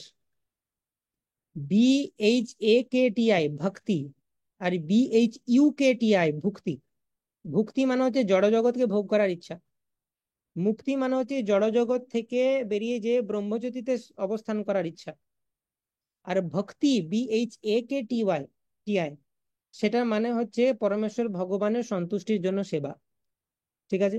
সো ভুক্তি হচ্ছে সব থেকে লোয়েস্ট, তার থেকে বেটার মুক্তি, হাইয়েস্ট হচ্ছে ভক্তি। তো এই জিনিসটা আমাদের মাথায় রাখতে হবে। তো যদি আমরা মোক্ষ লাভ করতে চাই বা জড়জগৎকে ভোগ করতে চাই, তাহলে কিন্তু আমরা ভক্তির আনন্দকে পূর্ণরূপে আস্বাদন করতে পারবো না। যদি ভক্তির আনন্দ পূর্ণরূপে আস্বাদন করতে চাই, তাহলে আমাদের কি করতে হবে? এই ভুক্তি মুক্তি স্পৃহা থেকে মুক্ত হতে হবে। এবং এক্স্যাক্টলি সেম জিনিস রূপ গোস্বামী উত্তম ভক্তির লক্ষণে বলেছিলেন, যে জ্ঞান কর্মাদি অনাবৃতম, জ্ঞান এবং কর্মের আবরণ থেকে মুক্ত হতে হবে। জ্ঞানের আবরণ থেকে মুক্ত হওয়া মানে কি? মুক্তি স্পৃহা ডিলিটেড। কর্মের আবরণ থেকে মুক্ত হওয়া মানে কি? ভুক্তি স্পৃহা ডিলিটেড। ঠিক আছে, তো এই কানেকশনটা আমাদের বুঝতে হবে। স্পৃহা মানে হচ্ছে ডিজায়ার, মানে ভুক্তি আর মুক্তির জন্য ডিজায়ার যতক্ষণ আমাদের হৃদয়ে থাকবে, আমরা ততক্ষণ ভক্তির যে প্রকৃত আনন্দ, যেটা ভুক্তি আর মুক্তির থেকে অনেক সুপিরিয়র, সেটা লাভ করতে পারবো না। ঠিক আছে। সো ভক্তি মানে হচ্ছে স্পিরিচুয়াল অ্যাক্টিভিটি, বাট মুক্তি হচ্ছে মেটেরিয়াল ইনঅ্যাক্টিভিটি। এটা খুব ইম্পর্টেন্ট টার্ম, গৌরাঙ্গ দর্শন প্রভু সুন্দরভাবে বুঝিয়েছেন। ভক্তি মানে কৃষ্ণকে সেবা করা, আর মুক্তি মানে কি? জড় জগতের কোনো কাজ করব না আমি। সো যে যে কর্মী হয়, মানে যে ভুক্তি হয়, মানে ভুক্তিকামী হয়, সে কি করে? জড় জগতে লিপ্ত, জড় জগতে সেন্স গ্রাটিফিকেশন করে। কিন্তু যে মুক্তিকামী হয়, সে জড় জগতের কাজ করে না, সেটা ভালো। কিন্তু সে ভগবানের কাজও করে না কিছু, সেটা খারাপ। তো যে অ্যাকচুয়ালি ভক্তি যোগী হয়, সে সবসময় ভগবানের কাজ করে, আর জড় জগতের কাজ করে না, সেজন্য সে হচ্ছে সব থেকে টপমোস্ট যোগী। So devotees are not interested in mukti because they are absorbed in the bliss of bhakti. তো যারা ভক্ত হয়, তারা সবসময়, যেহেতু পরমেশ্বর ভগবানের সেবায় নিযুক্ত, সেই কারণে তারা কখনোই এই মুক্তির প্রতি ইন্টারেস্টেড নয়। তো সেটা নিয়ে বিভিন্ন শ্লোক আছে, সেটা আমরা আলোচনা করব। কিছু কিছু স্ক্রিপচারাল রেফারেন্স যেটা দিয়ে প্রমাণিত হয় যে ভক্তি হচ্ছে মুক্তির থেকেও সুপিরিয়র। ওকে। তো প্রথম রেফারেন্স হচ্ছে, প্রচুর রেফারেন্স আছে, সবগুলো আমরা আলোচনা করতেও পারবো না। প্রথম রেফারেন্স হচ্ছে আত্মারাম শ্লোক। এটা হচ্ছে মোস্ট প্রমিনেন্ট এক্সাম্পল, শ্রীমদ্ ভাগবতে রয়েছে। চৈতন্য মহাপ্রভু সার্বভৌম ভট্টাচার্যের সাথে এই শ্লোকের 18 প্রকার এক্সপ্লেনেশন দেন। চৈতন্য মহাপ্রভু আরেকটা সিটিং এ সনাতন গোস্বামীর সাথে এই আত্মারাম শ্লোকের 64 প্রকারের এক্সপ্লেনেশন দেন। So this is a very important shloka. সেখানে কি বলা হচ্ছে?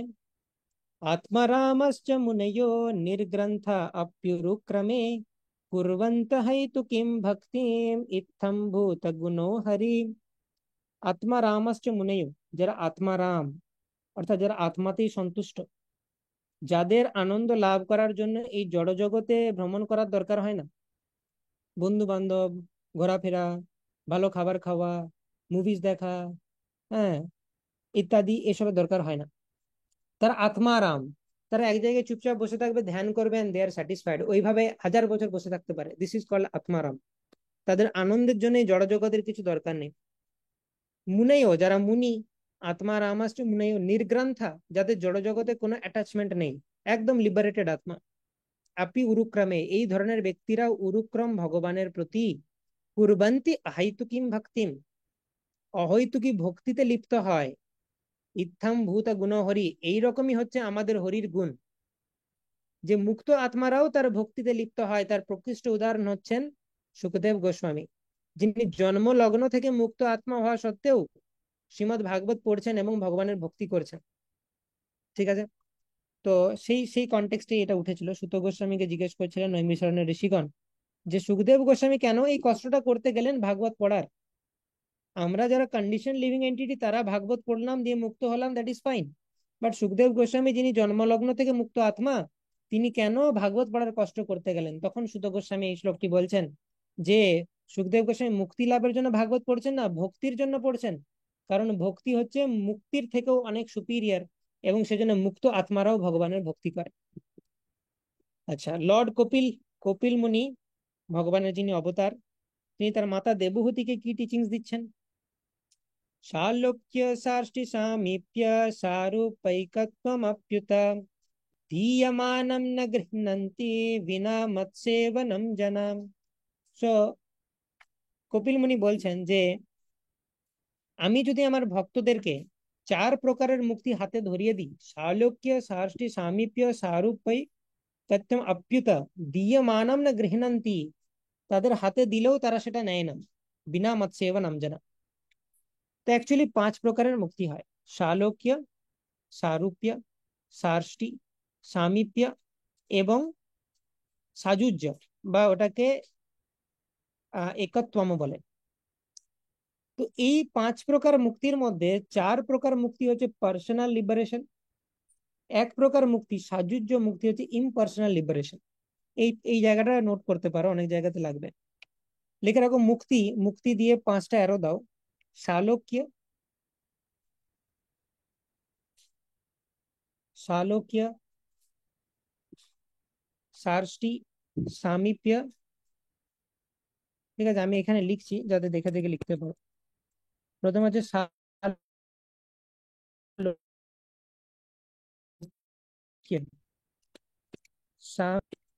সার্ষ্টি, সারূপ্য, আর পঞ্চম মুক্তি হচ্ছে সায়ুজ্য। ঠিক আছে, সালোক্য, সামীপ্য, সার্ষ্টি, সারূপ্য, সায়ুজ্য। এই মুক্তিগুলো কি কি শর্টে একটু লিখে নেবো। সালোক্য মানে ভগবানের সাথে সেম লোকে বাস, সেম লোক, এরকম খুব শর্টে লিখতে হবে। সামীপ্য মানে হচ্ছে ভগবানের কাছে বাস করার মুক্তি, কাছাকাছি থাকবো ভগবানের। সামীপ্য, সমীপে, ভগবানের সমীপে বা কাছে থাকা। সালোক্য মানে ভগবানের সাথে সেম লোকে থাকবো। সার্ষ্টি মানে হচ্ছে ভগবানের সমান ঐশ্বর্য আমার থাকবে, সম ঐশ্বর্য, সার্ষ্টি। সারূপ্য মানে ভগবানের মতো সেম রূপ থাকবে আমার।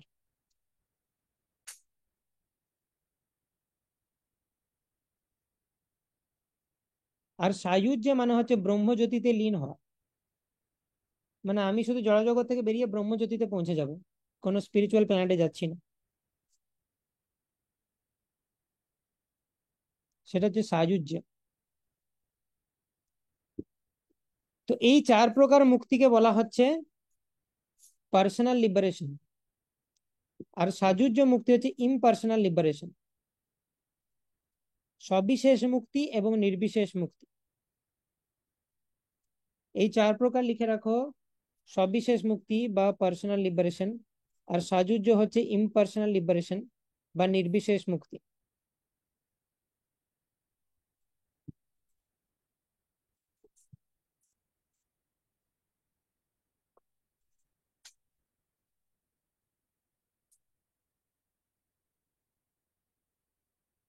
ঠিক আছে, এইগুলো হয়ে গেল বিভিন্ন প্রকারের মুক্তি। তো তার মধ্যে যে সাযুজ্য মুক্তি, সেটা তো ভক্তরা কোনোদিনও নেবে না, কারণ ব্রহ্মজ্যোতিতে ভগবানের সেবা করার কিছু স্কোপ নাই। তো সাযুজ্য মুক্তি আগেই ডিলিটেড, ভক্তদের দিলে নেবে না। কিন্তু এই চার প্রকার মুক্তি, সেটাতে ভগবানের সেবা করা যেতে পারে। আমি বৈকুণ্ঠে আছি, যেমন জয় বিজয় ভগবানের মতোই দেখতে, স্বরূপ মুক্তি আছেন, কিন্তু তারা ভগবানের সেবা করে। তো এই চার প্রকার মুক্তি পেয়েও ভগবানের সেবা করা যায়, কিন্তু সাযুজ্য মুক্তি পেয়ে ভগবানের সেবা করা যায় না, তাই সেটা ভক্তরা কখনোই নেবে না। কিন্তু কপিল মুনি বলছেন এই চার প্রকার মুক্তি দিতে গেলেও তার আগে আমাকে জিজ্ঞেস করে লাগে যে ভগবান সেবা আছে তো, যদি সেবা না থাকে এই চার প্রকার মুক্তি কিন্তু নিতে পারবো না আমি। সেটাই বলছে দীয়মানম, মানে আমি হাতে ধরিয়ে দিল, না গৃহণন্তি, নেবে না, বিনা মত সেবনম জানা, যদি বলি আমার সেবা ছাড়া ওটা, তাহলে তারা নেবেন না। তো এটা কেন? তাহলে ভগবানের সেবাতে বেশি আনন্দ মুক্তির থেকে, সেই কারণে। তাহলে আবার প্রমাণিত হচ্ছে যে ভক্তি মুক্তির থেকে বেটার, উচ্চতর। এখানে আরো অনেক স্ক্রিপচারাল রেফারেন্স আছে। ধ্রুব এটা এটা দেখলাম যে ভাগবতমে বলা হচ্ছে, কপিল মুনি বলেছেন।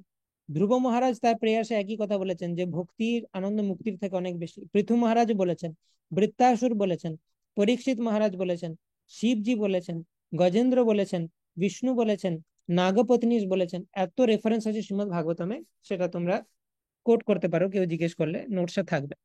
ঠিক আছে, বা স্ক্রিনশট নিয়ে রাখতে পারো, বা তোমাদের নোটস যে প্রোভাইড করা হবে তার মধ্যে থাকবে। ঠিক আছে।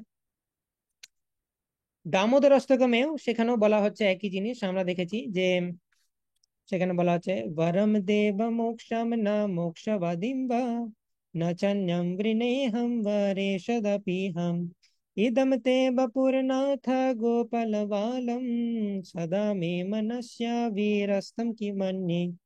তো সে বলছে আমি আর অন্য কোনো বর চাই না, তোমার এই যে বাল গোপাল রূপ সেই রূপের যেন সবসময় আমি দর্শন করতে পারি। আর সেভেন্থ স্ট্যান্জাতেও বলা হচ্ছে যে না মোক্ষে আগ্রহ মেস্তি দামোদরে, হা আমার মোক্ষের প্রতি কোনো আগ্রহ নেই, ঠিক আছে, আমি শুধু তোমার ভক্তি চাই। তুমি নলকূপের মণিগ্রীবকে যেরকম ভক্তি দিয়েছো, হ্যাঁ, তথা প্রেম ভক্তি স্বকম মে প্রয়চ্ছ ন মোক্ষে গ্রহ মেস্তি দামোদরে হম। নলকূপের মণিগ্রীবকে তুমি যে ভক্তি দিয়েছো সেই ভক্তি আমার চাই, কিন্তু মোক্ষের প্রতি আমার কোনো আগ্রহ নেই। সো ডিফারেন্ট স্ক্রিপচারাল ডিফারেন্স আছে যেখানে ভক্তরা মুক্তিকে রিজেক্ট করে দিচ্ছে ভক্তির কাছে। তো সেটা হচ্ছে ফার্স্ট পয়েন্ট যেটা রূপ গোস্বামী ডিসকাস করলেন বৈদিক সাধনা ভক্তিতে। এখন আমরা আলোচনা করছি two types of personal liberation. আমরা যে চার প্রকার সবিশেষ মুক্তির কথা বললাম, সেই তাদের তাদের আরেকটা বিভাগ হচ্ছে, এই চারটা তো মানে কি বলবো মুক্তির ফিচার অনুযায়ী, যে সারূপ্য মুক্তিতে তুমি ভগবানের সেম রূপ, ষষ্ঠী মুক্তিতে ভগবানের মতো ঐশ্বর্য। আরেক ভাবে সবিশেষ মুক্তিকে আরেক ভাবে ক্যাটেগরাইজ করা যায়, সেটা হচ্ছে সুখ ঐশ্বর্য উত্তরা মুক্তি আর প্রেম সেবা উত্তরা। ঠিক আছে, এটা জাস্ট বুঝে রাখো, নোট না করলেও হবে কারণ এটা খুবই টেকনিক্যাল জিনিস। তো সুখ ঐশ্বর্য উত্তরা মানে কি? Predominantly desire for happiness and opulence. মানে সুখ ঐশ্বর্য এটা মেন মুক্তির বিষয়। মানে কোনো ভক্ত যদি ভাবে যে আমার সুখ আর ঐশ্বর্যটা হতে হবে, ভক্তি ব্যাপারটা ঠিক আছে একটু থাকলেও চলবে, সুখ ঐশ্বর্যটা মেন চায়, তাহলে সেটা সুখ ঐশ্বর্য উত্তর।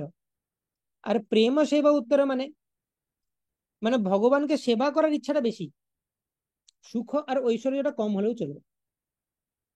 ঠিক আছে, তাহলে পার্সোনাল লিবারেশন বা সবিশেষ মুক্তিকে দুভাগে ভাগ করা যায়। একটা হচ্ছে সুখ ঐশ্বর্য উত্তরা, মানে সুখ আর ঐশ্বর্যটা বেশি ইম্পর্টেন্ট আমার কাছে, ভগবানের সেবাটা একটু লেস ইম্পর্টেন্ট। আর প্রেম সেবা উত্তরা মানে হচ্ছে যে প্রেম পূর্বক ভগবানের সেবাটা বেশি ইম্পর্টেন্ট, সুখ ঐশ্বর্যটা কম ইম্পর্টেন্ট। এখন আমি যদি কোয়েশ্চেন করি যে ডিভোটিরা কোনটা প্রেফার করবে, তো স্বভাবতই আমরা বলবো নিশ্চয়ই প্রেম ও সেবা উত্তরা।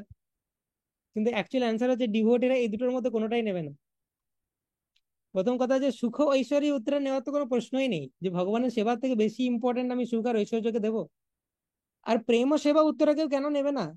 কারণ প্রেম সেবাটা মানে ম্যাক্সিমাম পার্ট, সাপোজ 90% হচ্ছে প্রেম সেবা, বাট 10% সেখানে সুখ ঐশ্বর্য আছে, সেটাও ডিভোটিরা সহ্য করতে পারে না। ওই 10% টাইম ওইটাও ওইটাও কৃষ্ণকে দিলেই ভালো হতো, এটা কেন সুখ আর ঐশ্বর্য দেবো? তাই এই কারণে ডিভোটিরা কোনো পার্সোনাল লিবারেশন নিতে চায় না। সেই জন্যই কপিল মুনি বলছেন যে দিয় মানম না গৃহণন্তি বিনা মত সেবনম জানা। মানে এমনকি প্রেম, এটা তো মানা যায় সুখ ঐশ্বর্য উত্তরা তো নেবে না ডিভোটিরা, কিন্তু প্রেম সেবোত্তরাও নিচ্ছে না। কারণ কি? প্রেম সেবোত্তরাতে 90% প্রেম সেবা, বাট 10% সুখ ঐশ্বর্য। তো ডিভোটিরা বলছে কেন 10% আমি সুখ ঐশ্বর্যতে ব্যয় করব, পুরোটাই 100% প্রেম ও সেবার আছে কিছু বলো তাহলে সেটা আমরা নিতে পারি। সো এটা হচ্ছে ডিভোটিদের অ্যাটিচিউড। এই অ্যাটিচিউড না থাকলে আমরা লিবারেশন পাওয়ার যোগ্যই নই। আমাদের যদি সুখ ঐশ্বর্যের, কেউ যদি ভাবে গোলক বৃন্দাবন কত সুন্দর জায়গা, কোনো কষ্ট নেই, আহা, হ্যাঁ ওইখানে গেলে ভালো হবে, তাহলে সে কোনোদিন গোলক বৃন্দাবনে যেতে পারবে না। অপরপক্ষে কেউ যদি ভাবে যে কীট জন্ম হও যথা তুয়া দাস, বহির্মুখী ব্রহ্ম জন্মে নাহি আস, কীট জন্ম হোক নরকে জন্ম হোক কোনো অসুবিধা নেই, তোমার সেবা যেন করতে পারি, সে গোলকে যাবার জন্য পারফেক্ট ক্যান্ডিডেট। ঠিক আছে, সো এটা খুব ভালোভাবে আলোচনা করা হলো যে ভক্তি সারপাসেস মুক্তি, এই হেডিং গুলো অ্যাটলিস্ট দিয়ে রাখো। আমরা এখন আলোচনা করছি বৈদিক সাধনা ভক্তি, যেটা সাধনা ভক্তির একটা পার্ট। তার মধ্যে আমরা বহু আলোচনা করলাম এই সেকশনের আন্ডারে যে ভক্তি সারপাসেস মুক্তি, ভক্তি মুক্তির থেকে শ্রেয়। ঠিক আছে, এরপরে আমরা আরো বিভিন্ন টপিক আলোচনা করছি।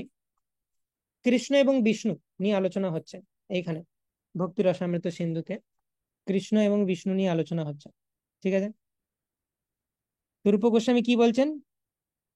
সিদ্ধান্ততস্ত্বভেদেপি শ্রীশ কৃষ্ণ স্বরূপዮ রাশেনোৎকৃশ্যতে কৃষ্ণ রূপমেশ রসস্থিত। Very beautiful শ্লোকা। কি বলছেন? সিদ্ধান্ততঃ মানে সিদ্ধান্তের দিক থেকে, ততঃ সেটা সন্ধিতে ততস হয়ে গেছে। সিদ্ধান্ততঃ মানে সিদ্ধান্তের দিক থেকে তু, কিন্তু যদি কিন্তু আমরা যদি সিদ্ধান্তের দিক থেকে দেখি, অভেদেপি, অভেদ রয়েছে কাদের মধ্যে? শ্রীশ কৃষ্ণ স্বরূপয়। শ্রীশ মানে শ্রী যুক্ত ঈশ, শ্রী মানে লক্ষ্মী দেবী, ঈশ মানে হচ্ছে যিনি তার পতি। তাই শ্রীশ কথাটার মানে হচ্ছে লক্ষ্মী দেবীর যিনি পতি, মানে বিষ্ণু আর কৃষ্ণা, তারা অভেদ। সিদ্ধান্ততঃ, সিদ্ধান্তের দিক থেকে বিচার করলে শ্রীশ আর কৃষ্ণ তাদের অভেদ স্বরূপ, তাদের স্বরূপের মধ্যে কোনো ডিফারেন্স নাই। কিন্তু রাসেনোৎকৃষ্টতে কৃষ্ণ, কিন্তু রসের, from the point of view of রসা, রসতত্ত্বের দৃষ্টিভঙ্গিতে কৃষ্ণ রূপম, হ্যাঁ, কৃষ্ণের যে রূপ এইটা হচ্ছে রসস্থিত এবং এটা হচ্ছে মানে আরো হায়ার। তো সেই জন্য আমরা দেখি যে যখন বলা হয় কৃষ্ণের চারটে এক্সট্রা কোয়ালিটিস রয়েছে, রূপ মাধুরী, বেণু মাধুরী, লীলা মাধুরী, ভক্ত মাধুরী, তো এটা হচ্ছে রসতত্ত্বের পয়েন্ট অফ ভিউ থেকে। সিদ্ধান্ত বা তত্ত্বের দিক থেকে তারা দুজনে সেম ব্যক্তিত্ব, কিন্তু লীলা বা রস তত্ত্বের বিচারে কৃষ্ণের পজিশন অনেক অধিক, বা কৃষ্ণ হচ্ছেন সোর্স, বিষ্ণু। তো সেটা আলোচনা করে দিলেন যে রসতত্ত্বের বিচারে কৃষ্ণ হচ্ছেন, বা কৃষ্ণের যে ভক্তরা তারা হচ্ছে হায়ার, মানে গোলক বৃন্দাবনের ভক্তরা বৈকুণ্ঠের ভক্তদের থেকেও বেশি গ্লোরিয়াস, সেটা তিনি বলে দিলেন ভক্তিরসামৃত সিন্ধুতে। কিন্তু বিষয় হচ্ছে যারা বৈকুণ্ঠের ভক্ত তাদেরকে যদি বলো যে গোলক যাবে, তারা বলবে গোলকে কেউ যায়? ওই রকম ভগবানের কাঁধে চাপা যায় নাকি? ভগবান এরকমই তো হয়, ভগবান বলে মনেই হবে না, আমাদের ভাই বৈকুণ্ঠই ঠিক আছে। তো যে যে রসের ভক্ত, তাকে তুমি সেই রস থেকে চেঞ্জ করতে পারবে না, তার দৃষ্টিভঙ্গি থেকে মনে হবে যে ওই রসটা হচ্ছে সর্বোত্তম। কিন্তু আমি যদি অ্যাবসলিউট ভাবে বিচার করি, নিরপেক্ষভাবে বিচার করি, তাহলে গোলক বৃন্দাবনের ভক্তরা তারা টপ মোস্ট, সেটাই বলা হচ্ছে। তো এখানে কৃষ্ণ বিষ্ণু নিয়ে ডিসকাশন হয়ে গেল। নেক্সট টপিক হচ্ছে পিওরিটি অফ ভক্তি বা ডিউটিস অফ এ কোয়ালিফাইড বৈধি ভক্ত। মানে একজন প্রকৃত বৈধি ভক্তের, মানে বৈধি সাধনা সাধক ভক্তের কি কি ডিউটি বা কর্তব্য, সেটা হচ্ছে নেক্সট পয়েন্ট। ঠিক আছে, এর পয়েন্টের আন্ডারে আমরা কিছু কিছু জিনিস আলোচনা করব। আবার শর্ট নোটস বানাতে পারো, জাস্ট হেডিংটা দাও, শর্ট নোটস বানাও। তো আমরা আলোচনা করছি বৈধি সাধক ভক্তের কি কি ডিউটি, এবং তার সাথে পিওরিটি অফ ভক্তি, সেটা আলোচনা করব। তো প্রথমে হচ্ছে no material qualification or disqualification is a qualification or disqualification for bhakti. মানে এমন নয় যে তোমাকে আগে ব্যাংকে 1 লাখ টাকা জমাতে হবে তারপরে তুমি হরিনাম জপ করতে পারবে, এরকম ব্যাপার কিছু নেই। কোনো মেটেরিয়াল কোয়ালিফিকেশন নাই যে তোমাকে প্রথম ঘরে একটি ঠাকুর ঘর বানাতে হবে তোমার ঘরে, ঠিক আছে, একটি বড় সিংহাসন করতে হবে, সিংহাসন 30,000 থেকে বেশি দাম হতে হবে, এরকম কোনো রেস্ট্রিকশন নেই। ঠিক আছে, তুমি যে কোনো ভাবে ভগবানের ভক্তি করতে পারো। তো কোনো মেটেরিয়াল কোয়ালিফিকেশন বা ডিসকোয়ালিফিকেশন, মনে করো আমার কিছু নেই, ধন সম্পদ নেই, নো প্রবলেম, ভক্তি করতে পারো। আবার আমার মেটেরিয়ালি অনেক কোয়ালিফাইড, আমার 1 কোটি টাকা আছে, তাহলে কি, তাহলে জিজ্ঞেস করতে পারে তাহলে আমি অতিরিক্ত ধনী হওয়ার জন্য কি আমি ভক্তি করতে পারবো না? কোনো প্রবলেম নেই, তুমি ধনী তো কি হয়েছে, ভক্তি করতে পারবে। মানে তোমার টাকা কম থাক তাতেও ভক্তি করতে পারবে, বেশি থাক তাতেও ভক্তি করতে পারবে। তো কোনো মেটেরিয়াল কোয়ালিফিকেশন বা ডিসকোয়ালিফিকেশন ভক্তির জন্য কোয়ালিফিকেশন বা ডিসকোয়ালিফিকেশন নয়। আমরা এখানে কি রেফারেন্স দিতে পারি?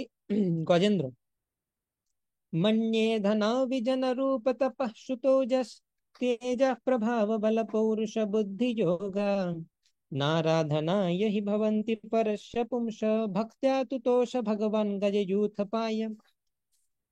তো এখানে বলা হচ্ছে প্রহ্লাদ মহারাজ বললেন যে ধন অভিযান রূপ তপ শ্রুত ওজস তেজ প্রভাব বল পৌরুষ বুদ্ধি যোগা, এই কোনোটাই ভক্তির জন্য কোয়ালিফিকেশন নয়। গজেন্দ্রের কাছে কোনো কিছুই ছিল না, কিন্তু সে তার তার কাছে ভগবানের ভক্তি ছিল, তো সেটা হচ্ছে টপ মোস্ট কোয়ালিফিকেশন। তো সেরকমই আরেকটা শ্লোক রয়েছে, व्याधस्याचरणं ध्रुवस्य च वयो विद्या गजेन्द्रस्य काम् कुब्जाया किमु नाम रूपमधिकम् किं तत्सुदाम्नो धनम् वंशाको विदुरस्य जादवपतेर् उग्रस्य किं पूरुषम् भक्त्या तुष्यति केवलं न च गुणैर् भक्ति प्रियो माधव। সো অ্যাকচুয়ালি এখানে প্রথম শ্লোক আমরা বললাম প্রহ্লাদ মহারাজের, যেখানে তিনি বলছেন যে 12টা ভালো ভালো কোয়ালিটিস, এগুলো কোনো ম্যাটার করে না, শুধু ভক্তি হৃদয়ে থাকলেই হবে। সো কোনো মেটেরিয়াল কোয়ালিফিকেশনের দরকার নেই। ব্যাধস্য আচরণম ধ্রুবস্য চ বায়ু। যে ব্যাধ, অ্যাকচুয়ালি শ্রীমদ্ ভাগবত বর্ণনা করা আছে একজন ব্যাধের কথা, যে আহ ভগবানের শুদ্ধ ভক্ত হয়েছিল। তো সে ভালো এটিকেট বা আচরণ জানতো না, তো তাতে কি হয়েছে, সে ভগবানের শুদ্ধ ভক্ত হতে পেরেছে। ব্যাধস্য আচরণম, ব্যাধের কি আচরণ ছিল যে কৃষ্ণকে পেয়েছে। ধ্রুবস্য চ বয়ো, ধ্রুব মহারাজের কি বয়স ছিল, 5 বছর বয়সে কৃষ্ণকে পেয়ে গেছে। বিশাল বয়স, 1000 বছর ধরে বিষ্ণুর ধ্যান করেছে না, তো বয়সও কোনো কোয়ালিফিকেশন না। ব্যাধশ্চাচরণম ধ্রুবস্য চ বয়ো বিদ্যা গজেন্দ্রস্য কা। গজেন্দ্রের কি বিদ্যা ছিল, সে একটা সামান্য হাতি ছিল, জন্তু ছিল, কোনো বিদ্যাই ছিল না, তাতেও সে কৃষ্ণকে পেয়েছে। কুবজায়া কিমু নাম রূপম অধিকম, কুবজার নাম রূপ কিছু ছিল, সে হাঞ্চ ব্যাক লেডি ছিল, তাতেও কৃষ্ণের কৃপা পেয়েছে। কিম তৎ সুদাম্নো ধনম, সুদামার ধন ছিল, তবুও কৃষ্ণকে পেয়েছে। বংশাকো বিদুরস্য, মানে বিদুরের বংশ কি ছিল, হুম, বিদুরের কোনো বংশ ছিল না, সে দাসীপুত্র ছিল। উগ্রস্য কিম পৌরুষম, উগ্রসেন মহারাজ বেশি ব্যাটল ফাইট করেনি, তো সে মানে সে বেশি ব্যাটল ফাইট করেনি বলে সেটা সেটা কি তার ডিসকোয়ালিফিকেশন ভক্তির জন্য, কিন্তু সে কৃষ্ণকে পেয়েছে আর কি। উগ্রস্য কিম পৌরুষম, তো এরকম বিভিন্ন এক্সাম্পল দেওয়া হচ্ছে। তো সেজন্য লাস্টে কি বলা হচ্ছে যে ভক্তিয়া তুষ্যতি কেবলম নচ গুণের, ভক্তির দ্বারা শুধুমাত্র তুষ্ট হন ভগবান, নচ গুণের, আমাদের কোনো গুণ দিয়ে স্যাটিসফাই করতে হবে না। এমন নয় যে আমরা কোন একটা গুণ কালেক্ট করতে হবে প্রথমে, তারপর ভগবান স্যাটিসফাইড হবে। ভক্তিয়া তুষ্যতি কেবলম নচ গুণের ভক্তি প্রিয় মাধবা, যদি আমাদের হৃদয়ে ভক্তি থাকে তাহলে ভগবান সন্তুষ্ট হবেন। তো কোনো কোয়ালিফিকেশনের দরকার নেই, সেটা স্ক্রিপচারাল রেফারেন্স দিয়ে এস্টাবলিশ করলেন। Anyone can receive Vaishnava initiation also, এমন নয় যে আমাকে প্রপার ব্রাহ্মণ কুলে জন্মগ্রহণ করতে হবে তবে বৈষ্ণব দীক্ষা পাবো, সেটা তো আমরা চোখের সামনেই দেখতে পাচ্ছি। ইস্কনে এমনকি জবন, চন্ডাল ইত্যাদি বিভিন্ন যে ফ্যামিলি থেকে তারাও ব্রাহ্মণ ইনিশিয়েশন পেয়ে যাচ্ছে। বৈষ্ণব ইনিশিয়েশন, হরিনাম দীক্ষা, সেগুলো তো আলাদা ব্যাপার, সেটা তো খুব সহজ প্রাপ্ত আছে, হরিনাম তো যে কেউ নিতে পারে। তো বৈষ্ণব ইনিশিয়েশন নিতেও কোনো বাধা নেই, যে কোনো বর্ণের যে কোনো আশ্রমের ব্যক্তি নিতে পারে বৈষ্ণব ইনিশিয়েশন, এমনকি বর্ণাশ্রমের বাইরে হলেও সে নিতে পারবে। কিন্তু initiation is not sufficient, initiation নিলেই যে হয়ে যাবে তা নয়। One needs to follow the angas of bhakti, ভক্তির বিভিন্ন অঙ্গ তাকে ফলো করে চলতে হবে, ঠিক আছে। সেই ভক্তি 64 অঙ্গের কথা বর্ণনা করা হবে, রূপ গোস্বামী বর্ণনা করবেন। Accidental sin will be forgiven by the Lord, আমি যদি অ্যাক্সিডেন্টালি কোনো মিস্টেক করে ফেলি তাহলে সেটা ভগবান ক্ষমা করে দেবেন, জাস্ট বাই স্টিকিং টু ভক্তি, এবং এটার জন্য আলাদা কোনো অ্যাটোনমেন্ট বা প্রায়শ্চিত্তের দরকার নেই। ভগবান গীতাতে বলছেন অপিচেত সুদুরাচারো ভজতে মামনন্য ভক্ত সাধুরেবা সমন্তব্য সম্যক ব্যবসিতো হিসাম। সো ভগবান বলছেন যে কেউ যদি ভক্তিতে লেগে থাকে, সে যদি অপিচেত সুদুরাচারও হয়, তার যদি আচরণ ঠিক না থাকে, দুরাচারী ব্যক্তিও হয়, কিন্তু ভজতে মা অনন্য ভক্ত, আমার ভক্তিতে সে লেগে আছে, চেষ্টা করছে ভক্তিতে অগ্রগতি করার, তাহলে তার অন্য কোনো প্রায়শ্চিত্ত করতে হবে না, তার সমস্ত সিনফুল অ্যাক্টিভিটি ভগবান ক্ষমা করে দেবেন। সর্বধর্মান পরিত্যাজ্য মামেকম শরণম ব্রজ অহং ত্বং সর্ব পাপেভ্যো মোক্ষয়িষ্যামি মা শুচঃ। কিন্তু সেটা অ্যাক্সিডেন্টাল, পারপাসফুল হলে কিন্তু নয়। মানে আমি আগে অনেক জীবনযাপন করতাম এমন যে অনেক সিনফুল লাইফ লিড করতাম, ঠিক আছে, তো এখন আমি ভক্তিতে এসেছি, আমার এখনো সেই সিনফুল লাইফের কিছু কিছু ট্রেস রয়ে গেছে, ঠিক আছে। তো সেই জন্য আমি মাঝে মধ্যে মিস্টেক করে ফেলি, তো সেরকম মিস্টেক হলে ভগবান ক্ষমা করে দিবেন।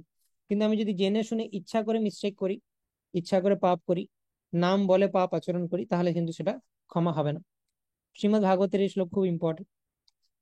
स्वपादमूलं भजता प्रियस्य त्यक्तान्यभावस्य हरिपरेशं विक्रामयच्चोत्पतितं कथञ्चित् धुनोति सर्वं हृदि सन्निविष्टम्। One who has thus given up all other engagements and has taken full shelter of the lotus feet of Hari, the supreme personality of Godhead, is very dear to the Lord. Indeed, if such a surrendered soul accidentally commits some sinful activity, the supreme personality of Godhead, who is seated within everyone's heart, immediately takes away the action of such sin. So this is Rupa Goswami exact জিনিস reference দিয়ে দেবে। তো বলা হচ্ছে যে যে ভক্ত সর্বাত্মকরণে হরির আশ্রয় নিয়েছে, তার যদি অ্যাক্সিডেন্টালি কোনো সিনফুল অ্যাক্টিভিটি হয়ে যায়, সেটা ভগবান ক্ষমা করে দেবে, তার জন্য আলাদা কোনো প্রায়শ্চিত্ত লাগবে না। Okay, one should be steady in bhakti without deviation with full confidence. ভক্তিতে স্টেডি হওয়া উচিত, ফুল কনফিডেন্স, যে আমি ভক্তি করলে আমার আর কিছু দরকার নেই, বাকি জিনিসগুলো মানে কেউ যদি বলে যে আমি একা সব সামলাতে পারছি না, অনেকে বলে না আমাকে ভক্তিও করতে হচ্ছে, আমাকে মেটেরিয়াল ডিউটিও পালন করতে হচ্ছে, এই করতে হচ্ছে। তো প্রথম কথা বেস্ট হচ্ছে যে আমি যদি মেটেরিয়াল ডিউটি আর ভক্তিকে খুব ভালোভাবে করতে পারি দুটোকে, কারণ মেটেরিয়াল ডিউটি না করলেও আমার বিভিন্ন লাইফে প্রবলেম আসবে। হ্যাঁ, আমি জীবিকা নির্বাহ করতে সমস্যা হবে ইত্যাদি, সেগুলোর জন্য প্রবলেম আসবে, আমি ভালো করে ভক্তি করতে পারবো না। তো আমাকে স্পিরিচুয়াল লাইফ মেটেরিয়াল লাইফ দুটোকেই ব্যালেন্স করতে হবে। কিন্তু যদি কেউ বলে, যদি মানে সবাইকে এটাই আমরা ব্যালেন্সের উপর ক্লাস দেয়, ব্যালেন্সিং স্পিরিচুয়াল মেটেরিয়াল লাইফ, বহু ক্লাস দেওয়া হয়, ইসকনে ডিভোটিরা শুনে থাকবে তোমরা। কিন্তু তো দুটোকে ব্যালেন্স করতে পারলে খুব ভালো। কিন্তু কেউ যদি বলে না আমি পাচ্ছি না, যে কোনো একটাকে আমি ভালো করে করতে পারবো, বাকিটা কম্প্রোমাইজড হবে, তাহলে কি করা উচিত? সেখানে নারদ মুনি কি বলছেন সেটা আমাদের দেখা উচিত। 1517, এটা হচ্ছে নারদ মুনি যখন এসে ব্যাসদেবকে বকছিলেন, সেই নারদ ব্যাস সংবাদের শ্লোক। त्यक्त्वा सधर्मं चरणाम्बुजं हरेर्भजन् पक्कोऽथ पतेत् ततो यदि यत्र क्व भद्रमबूदमुष्य किं कोऽवर्थ अप्तो भजतां स्वधर्मताम्। One who has forsaken his material occupations to engage in devotional service of the Lord may sometimes fall down while in an immature stage, yet there is no danger of his being unsuccessful. On the other hand, a non devotee, though fully engaged in occupational duties, does not gain anything. তো নারদ মুনি বলছেন যে actually spiritual life material লাইফের মধ্যে balance থাকা উচিত, কিন্তু কেউ যদি ব্যালেন্স করতে না পারে, ঠিক আছে, মানে যে spiritual life material life balance করছে নো প্রবলেম, কিন্তু এক্সট্রিম কন্ডিশন গুলো নারদ মুনি অ্যানালিসিস করেছেন। একজন ব্যক্তি যে স্পিরিচুয়াল লাইফ ভালো করে করেছে, মেটেরিয়াল লাইফ পুরো একদম মানে গোলমাল, আরেকজন মেটেরিয়াল লাইফ খুব ভালো করেছে, স্পিরিচুয়াল লাইফ একদম গোলমাল, তাহলে এই দুজনের মধ্যে কি হয়? রাইট, এটা খুব ইম্পর্টেন্ট কোয়েশ্চেন। ব্যালেন্স যে করতে পারে তার খুব ভালো, বাট এক্সট্রিম পজিশনে যদি যায়, এই দুটোর মধ্যে কোন এক্সট্রিমটা ভালো বা কোনটা খারাপ? তো নারদমুনি বলছেন one who has forsaken his material occupations, ধরো কেউ জড়জাগতিক যে তার ডিউটি গুলো সেগুলো সে ভালো করে করছে না, কিন্তু ভগবানের ভক্তিটা ভালো করে করছে, এবং সেটা করার পর তার পতন হয়ে গেল, মানে সে হয়তো ভগবত ধাম যেতে পারলো না, ঠিক আছে, তাহলে কি হবে? তো তখন বলেছে ইয়ার দের ইজ নো ডেঞ্জার, তাতেও কোনো অসুবিধা নেই, পরের জন্ম ওইখান থেকে শুরু করবে যেখানে সে ছেড়ে গেছিল। 20% ভক্তি করেছে, 21% থেকে স্টার্ট করবে নেক্সট লাইফ টাইম, তো কোনো লস নেই। অপরপক্ষে যে শুধু মেটেরিয়াল ডিউটিটা ভালো করে করেছে, স্পিরিচুয়াল লাইফ কিছু করেনি, তার কোনো লাভই নাই, সে যা মেটেরিয়াল লাইফে যা গেন করেছে মৃত্যুর সঙ্গে সব জিরো হয়ে যাবে। তো সেই জন্য বলা হচ্ছে যে ব্যালেন্স করতে পারলে অবশ্যই ভালো, কিন্তু যদি ব্যালেন্স না করতে পারি, তাহলে আমাদের ভক্তিটাকে বেশি প্রায়োরিটি দেওয়া উচিত। এটার অর্থ এটাই যে আমাদের অবশ্যই ব্যালেন্স করে চলতে হবে, কিন্তু ভক্তিতে যেন কোনো আঘাত না আসছে সেটা দেখে আমাকে মেটেরিয়াল লাইফটাকে ওর মতো করে সাজাতে হবে। এমন নয় যে মেটেরিয়াল লাইফটাকে ভালো করে সাজিয়ে নিলাম, তারপর সময় থাকলে ভক্তি, না, আগে ভক্তিটা ভালো করে সাজাতে হবে, তারপর টাইম থাকলে মেটেরিয়াল লাইফ আমি দেখবো। এইটা এরকম প্রায়োরিটি হওয়া উচিত। নো অব্লিগেশন টু এনিওয়ান, যে ভক্ত সে শুধু কৃষ্ণের সাথে তার সম্পর্ক, গুরু এবং কৃষ্ণ, বৈষ্ণব এবং কৃষ্ণের সাথে তার সম্পর্ক, বাকি কারোর প্রতি তার কোনো ঋণ নেই। এটাও খুব ইম্পর্টেন্ট শ্লোক শ্রীমদ্ ভাগবত থেকে।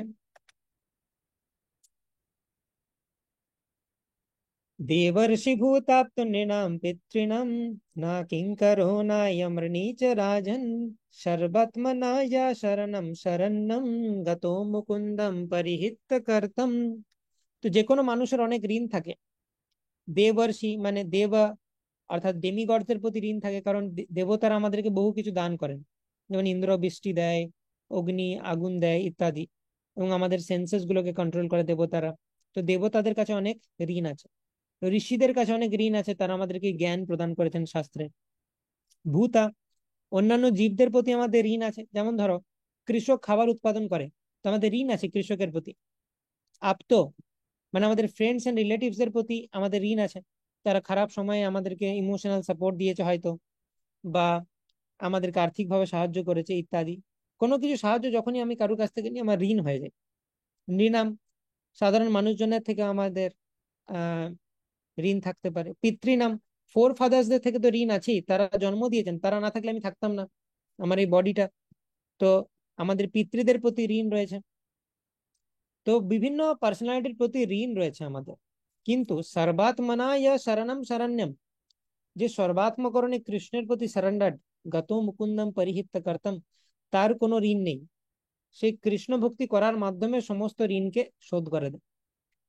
এটা আমরা আরেকটা এক্সাম্পলও দিতে পারি। শ্রীমদ ভাগবতমে যেমন বলা হচ্ছে, যথা তরুর মূল নিষেচনেন তৃপ্যন্তি তৎস্কন্দ ভুজোপশাখা প্রাণোপহারাৎ যথেন্দ্রিয়ানাম তথৈব সর্বার্হণম অচ্যুতেজ্য। গাছের গোড়াতে জল ঢাললে যেমন গাছের শাখা প্রশাখাতে পাতায় জল পৌঁছে যায়। প্রাণোপহারাৎ যথেন্দ্রিয়ানাম, পেটে খাবার দিলেই সমস্ত অঙ্গ প্রত্যঙ্গ পুষ্ট হয়। হ্যাঁ, এবং তথৈব সর্ব আরহানাম অচ্যুতেজ্য, এবং আমি যদি কৃষ্ণের উপাসনা করি সমস্ত ডেমিগডরা অটোমেটিক্যালি স্যাটিসফাই হয়ে যায়। তো সেটা আলোচনা করা হলো পিওরিটি অফ ভক্তি এবং কোয়ালিফাইড যে বৈদিক ভক্ত তার এগুলো ডিউটি, যে কৃষ্ণের প্রতি শ্রদ্ধা থেকে কখনো তার সরে আসা উচিত নয়, এবং কোনো মেটেরিয়াল কোয়ালিফিকেশন বা ডিসকোয়ালিফিকেশনকে কোয়ালিফিকেশন বা ডিসকোয়ালিফিকেশন মনে করা উচিত নয়। অ্যাক্সিডেন্টাল সিন হলে সেটা প্রায়শ্চিত্ত করার দরকার নেই, ভক্তিতে আরো সিরিয়াস হয়ে যায়। যদি কোনো ভক্ত কোনো মিস্টেক করে, বেশি নাম্বার অফ রাউন্ড স্ট্যান্ড করো, তুলসী পরিক্রমা করো, ভক্তির মাধ্যমেই সেটা প্রায়শ্চিত্ত হয়ে যাবে, তোমাকে আলাদা কিছু করতে হবে না। ঠিক আছে। তো এটা আমরা সাধনা ভক্তি আলোচনা করলাম পার্ট 1। পার্ট 2 তে আমরা আলোচনা করব 64 লিম্স, যেটা আমরা নেক্সট ক্লাসে আলোচনা করব। 64 লিম্স 64 অঙ্গ ভক্তির। এর মধ্যে বহু জিনিস রয়েছে, সেবা অপরাধও রয়েছে, এবং আরো ভগবানের বিগ্রহের প্রতি অপরাধ সেগুলো রয়েছে। এগুলোতে প্রচুর আছে। তার মধ্যে পঞ্চাঙ্গ ভক্তিও রয়েছে। ঠিক আছে, আরো প্রমিনেন্ট প্র্যাকটিসেস যেগুলো ভক্তির অংশ নয় সেগুলো, একাঙ্গ অনেকাঙ্গ ভক্তি রয়েছে। তারপর আছে রাগানুগা সাধনা ভক্তি, তারও বিভিন্ন টাইপ রয়েছে, সেগুলো আলোচনা করব। তারপর স্টার্ট হচ্ছে ভাব ভক্তি। তো ঠিক আছে, দেখা যাক। আহ আর একটা বা দুটো ক্লাস লাগতে পারে সাধনা ভক্তি কমপ্লিট করতে, তারপর ভাব আর প্রেম ভক্তি আমরা আলোচনা করব। भक्ति रसामृत सिंधु की जय, श्रील प्रभुपाद की जय। তাই গৌর প্রেমানন্দে হরি হরি बोल। কোনো কোয়েশ্চেন্স?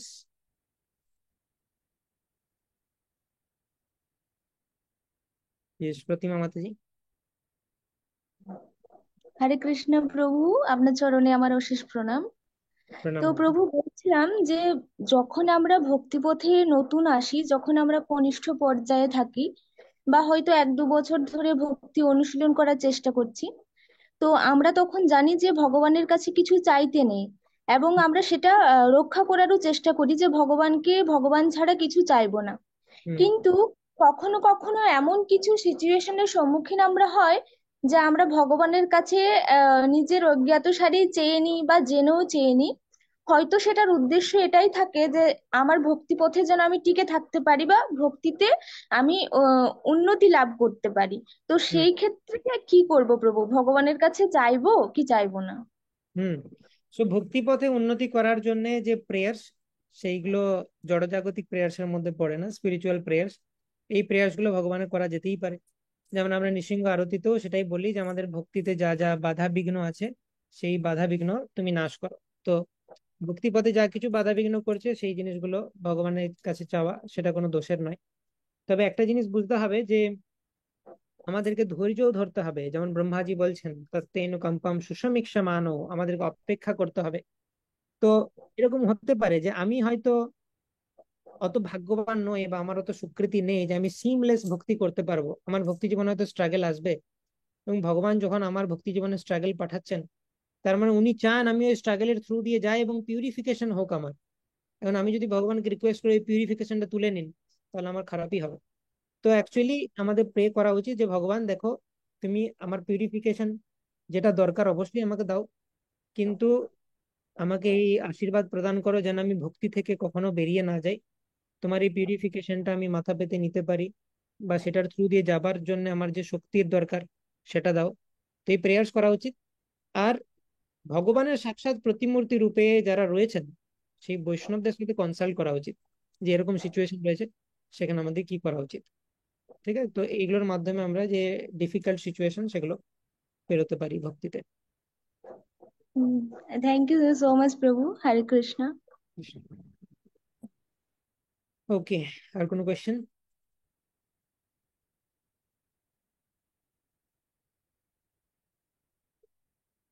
ওকে, so already time up. So আমরা কোনো কোয়েশ্চেন আর নিচ্ছি না আজকে। কোনো কোয়েশ্চেন থাকলে আমাকে হোয়াটসঅ্যাপ করতে পারো। আর তো নেক্সট দিন আমরা সাধনা ভক্তির যে বাকি পোর্শন সেটা নিয়ে ডিসকাস করব। वाञ्छा कल्पतरुभ्यश्च कृपा सिन्धुभ्यैव च पतितानां पावनेभ्यो वैष्णवेभ्यो नमो नमः।